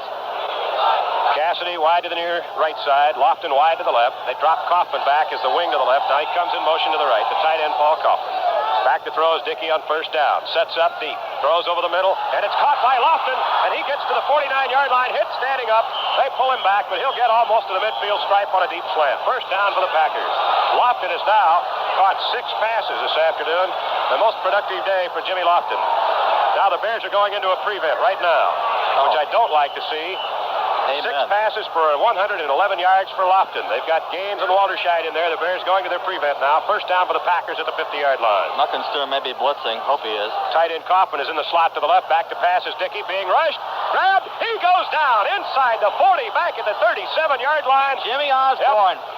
He ran right over 2 blockers to make the quarterback sack. His 8th of the year, 8.5 to be precise. That's the 3rd sack for the Bears today. They spotted at the 40, a loss of 10. It's second down, 20 to go, 3:43 to go. The Packers make no effort to stop the clock. That time the Bears got to Dickey with a conventional 4-man rush. They were doing a little stunning on the play. And Liver's in now, replacing Muckensturm as the Bears pull their second backer. Dickey has been sacked 3 times for losses totaling 31 yards. Lofton comes wide to the near side. Schmidt is going to play right up in his chin strap. Wide to the left is Cassidy. Ellis playing him tight. Back to throw Dickey. Swings out of the backfield. Almost picked up by Page. Pat makes the grab at the 40.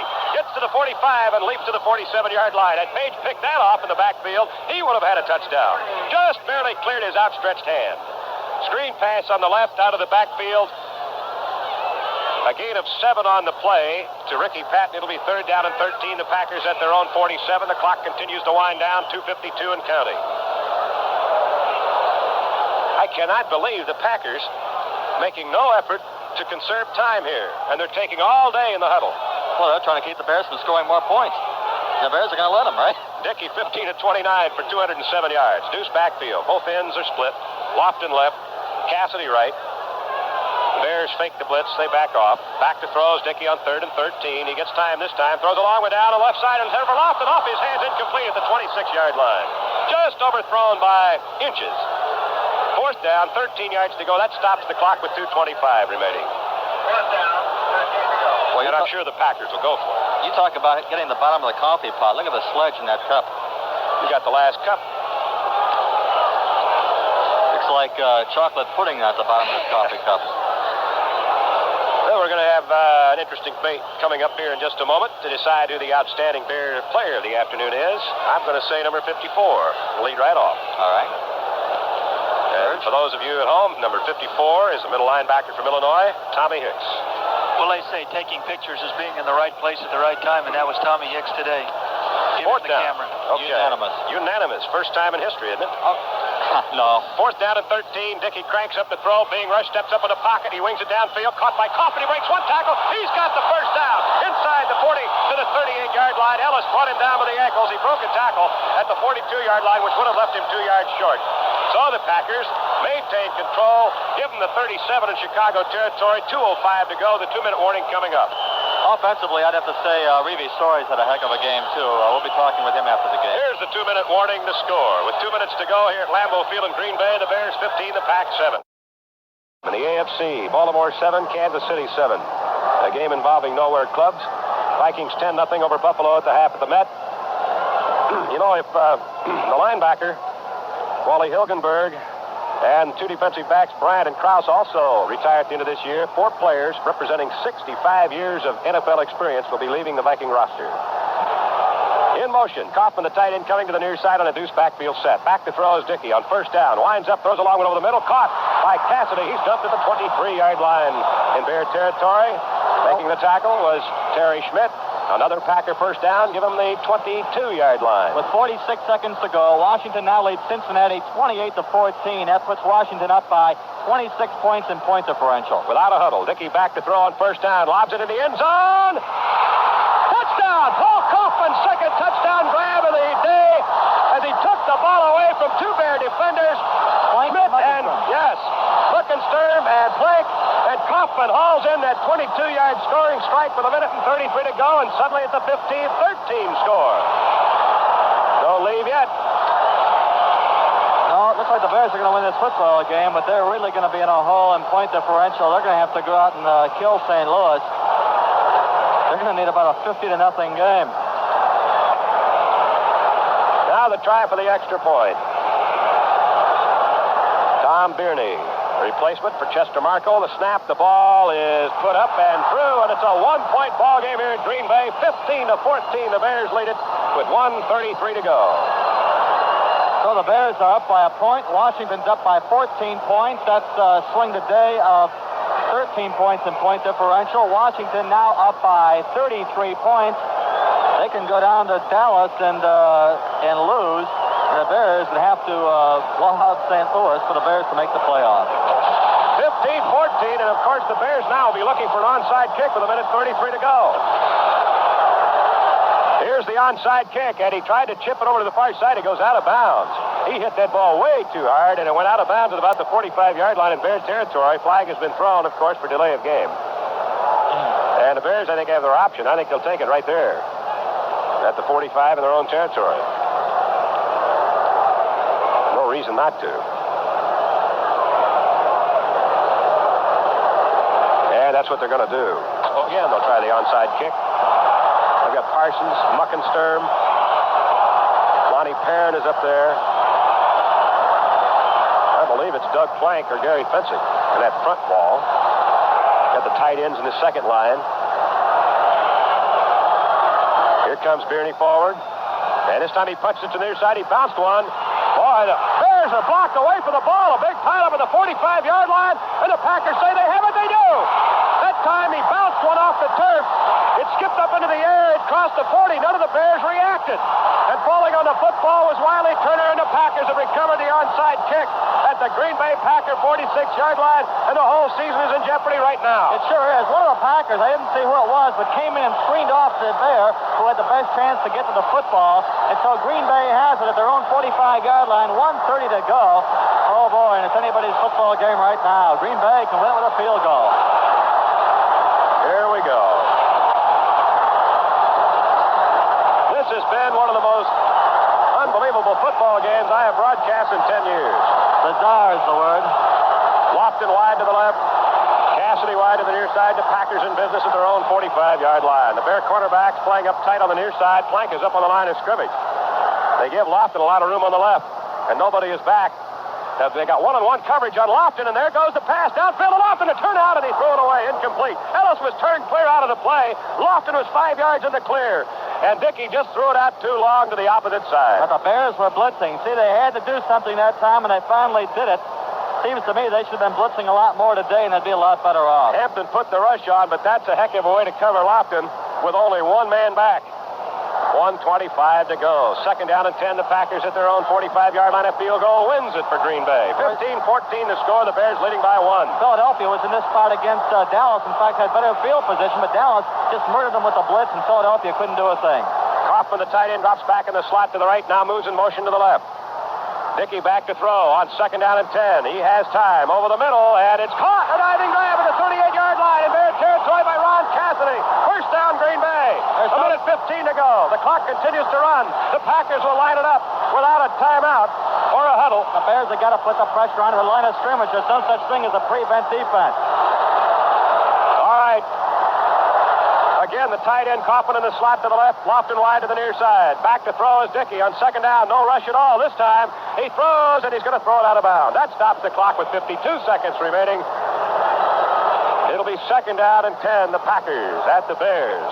37-yard line. Make it the 38-yard line. 52 seconds to go. I'm not sure. We're double-checking. The Packers have 2 timeouts left.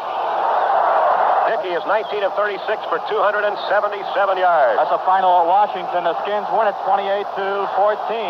Skins can win the division with a victory at Dallas. They can win a wild card spot if they keep the score close. Packers have 17 first downs, 12 through the air. Second down and 10 at the Bears 38. 52 seconds left to play. The Bears hanging on to a 1-point lead. This time they line up with a tight end in.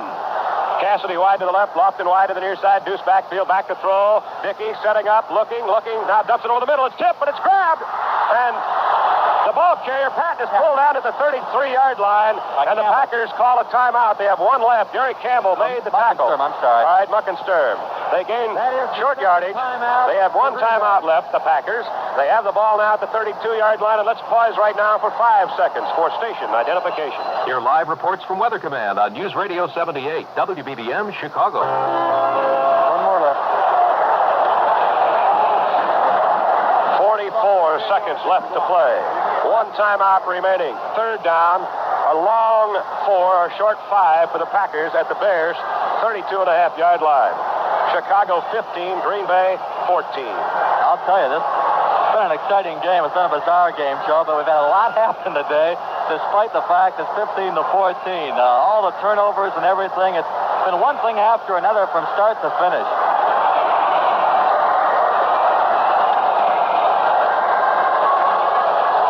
The Packers taking plenty of time. Dickey over on the near sidelines, talking with Bart Starr and his lieutenants. He's got the word. All they need is the first down here. They got 2 plays to get it. It all may wind up with an unheralded place kicker who was not in pro football at the start of the year. Tom Birney, who is 3 for 3, has not attempted a place kick for a field goal today, but whose longest kick has been 33 yards. From the 32-yard line, third down, about 4 yards to go for the Packers. They send Lofton wide to the left. Springs wide to the near side. On a strong side right, Deuce backfield. Here's the call by Lynn Dickey. The Bears are stunning on defense, and Dickey is grabbed. They blitzed, and Dickey, I'm not sure what was going to do with the ball. He grabbed the ball and just kind of protected. He kind of huddled up as soon as he got the snap, and he is tackled at the 35, a loss of 3. Yeah, now, Lenny Waldershide got on the Bears. We're going to send everybody, and I think it was going to be a quarterback draw. 4th down. The Packers have used their final timeout, so it all boils down to 1 play. 4th down, 7 yards to go. The Packers at the Bears 35 with 37 seconds to go. The final Green Bay timeout having been called. It looked like Dickey was going to take off for the line of scrimmage, didn't it, Birch? Well, what it appeared to me like is he had a pass play called when he saw the blitz. One of the things you can do is if you let those blitzing guys pass you, maybe he could sneak up the middle. And I think that was kind of an audible on his own after he had the ball in his hands. We might go back to that onside kick. There was a couple of points of information. The ball has to travel 10 yards before Green Bay can touch it. And I think the Bears were contending that Green Bay touched it about 9 yards down the field to interfere with their chance to field the ball. Of course, that ruling didn't hold, and the ball was turned over. I would disagree. I think it was legal all the way. And get this, the Packers are going for a field goal right here. They got 1 shot at it, and they're going to give it a try. Unless it's a fake. Well, that's true, but I don't think they'd hardly fake on 4th down. The ball will be spotted at the 42, a kick of 52 yards, and Birney's longest previous field goal attempt, which he made, was 33 yards. 37 seconds to go. Here's the snap. The ball is down. The kick is up, and it's going to be short. And the Bears will take over at their own 35-yard line. With 32 seconds to go, it's a 15-14 Bears lead. Is it over yet? Well, at the way this is going, I don't think so. Not until that final second is off the clock. Can we go home? Oh, boy. What a football game. I'll tell you, I've enjoyed this game as much as any game we've played. I mean, there's been some real down moments, but there's been so much happening. It just keeps your interest going. 59 and a half minutes of wild football. I wonder how many listeners we sent to the hospital today. Oh. The Bears have it at their own 35. 15-14 the score. They're just going to fall around Mike Phipps to protect him, and of course the Packers are out of timeouts. This should be the final play of the game. Phipps takes the dive at the 33-yard line, and the clock will wind down. And that will be it, and the Bears' playoff hopes are still glimmering ever so slightly going into the final week of 1979, and it'll all boil down to one of two things. The Cowboys need a big victory over the Redskins next week for the Bears to catch Washington. The Bears, of course, will have to couple that with a big win of their own at home at Soldier Field against the St. Louis Cardinals to catch the Skins on the point differential, which they lost ground today. And, of course, Tampa Bay at San Francisco later on this afternoon. If the Niners win it, the Bears are still alive there. The gun sounds here at Lambeau Field, ending one of the craziest of the 121 games played between the Bears and the Packers, and the Bears hang on and win it by a breath, 15-14. I'll be back with a recap of this game right after this. Liberty Savings. Liberty Savings. This is John Doremus for Liberty Savings. You know, on these busy days, it's nice to know 81-year young Liberty Savings can handle all your family's savings needs. Highest interest rates paid on all savings, including the latest money market certificates. Also, now-type checking, tax-deferred retirement accounts, and many, many more services.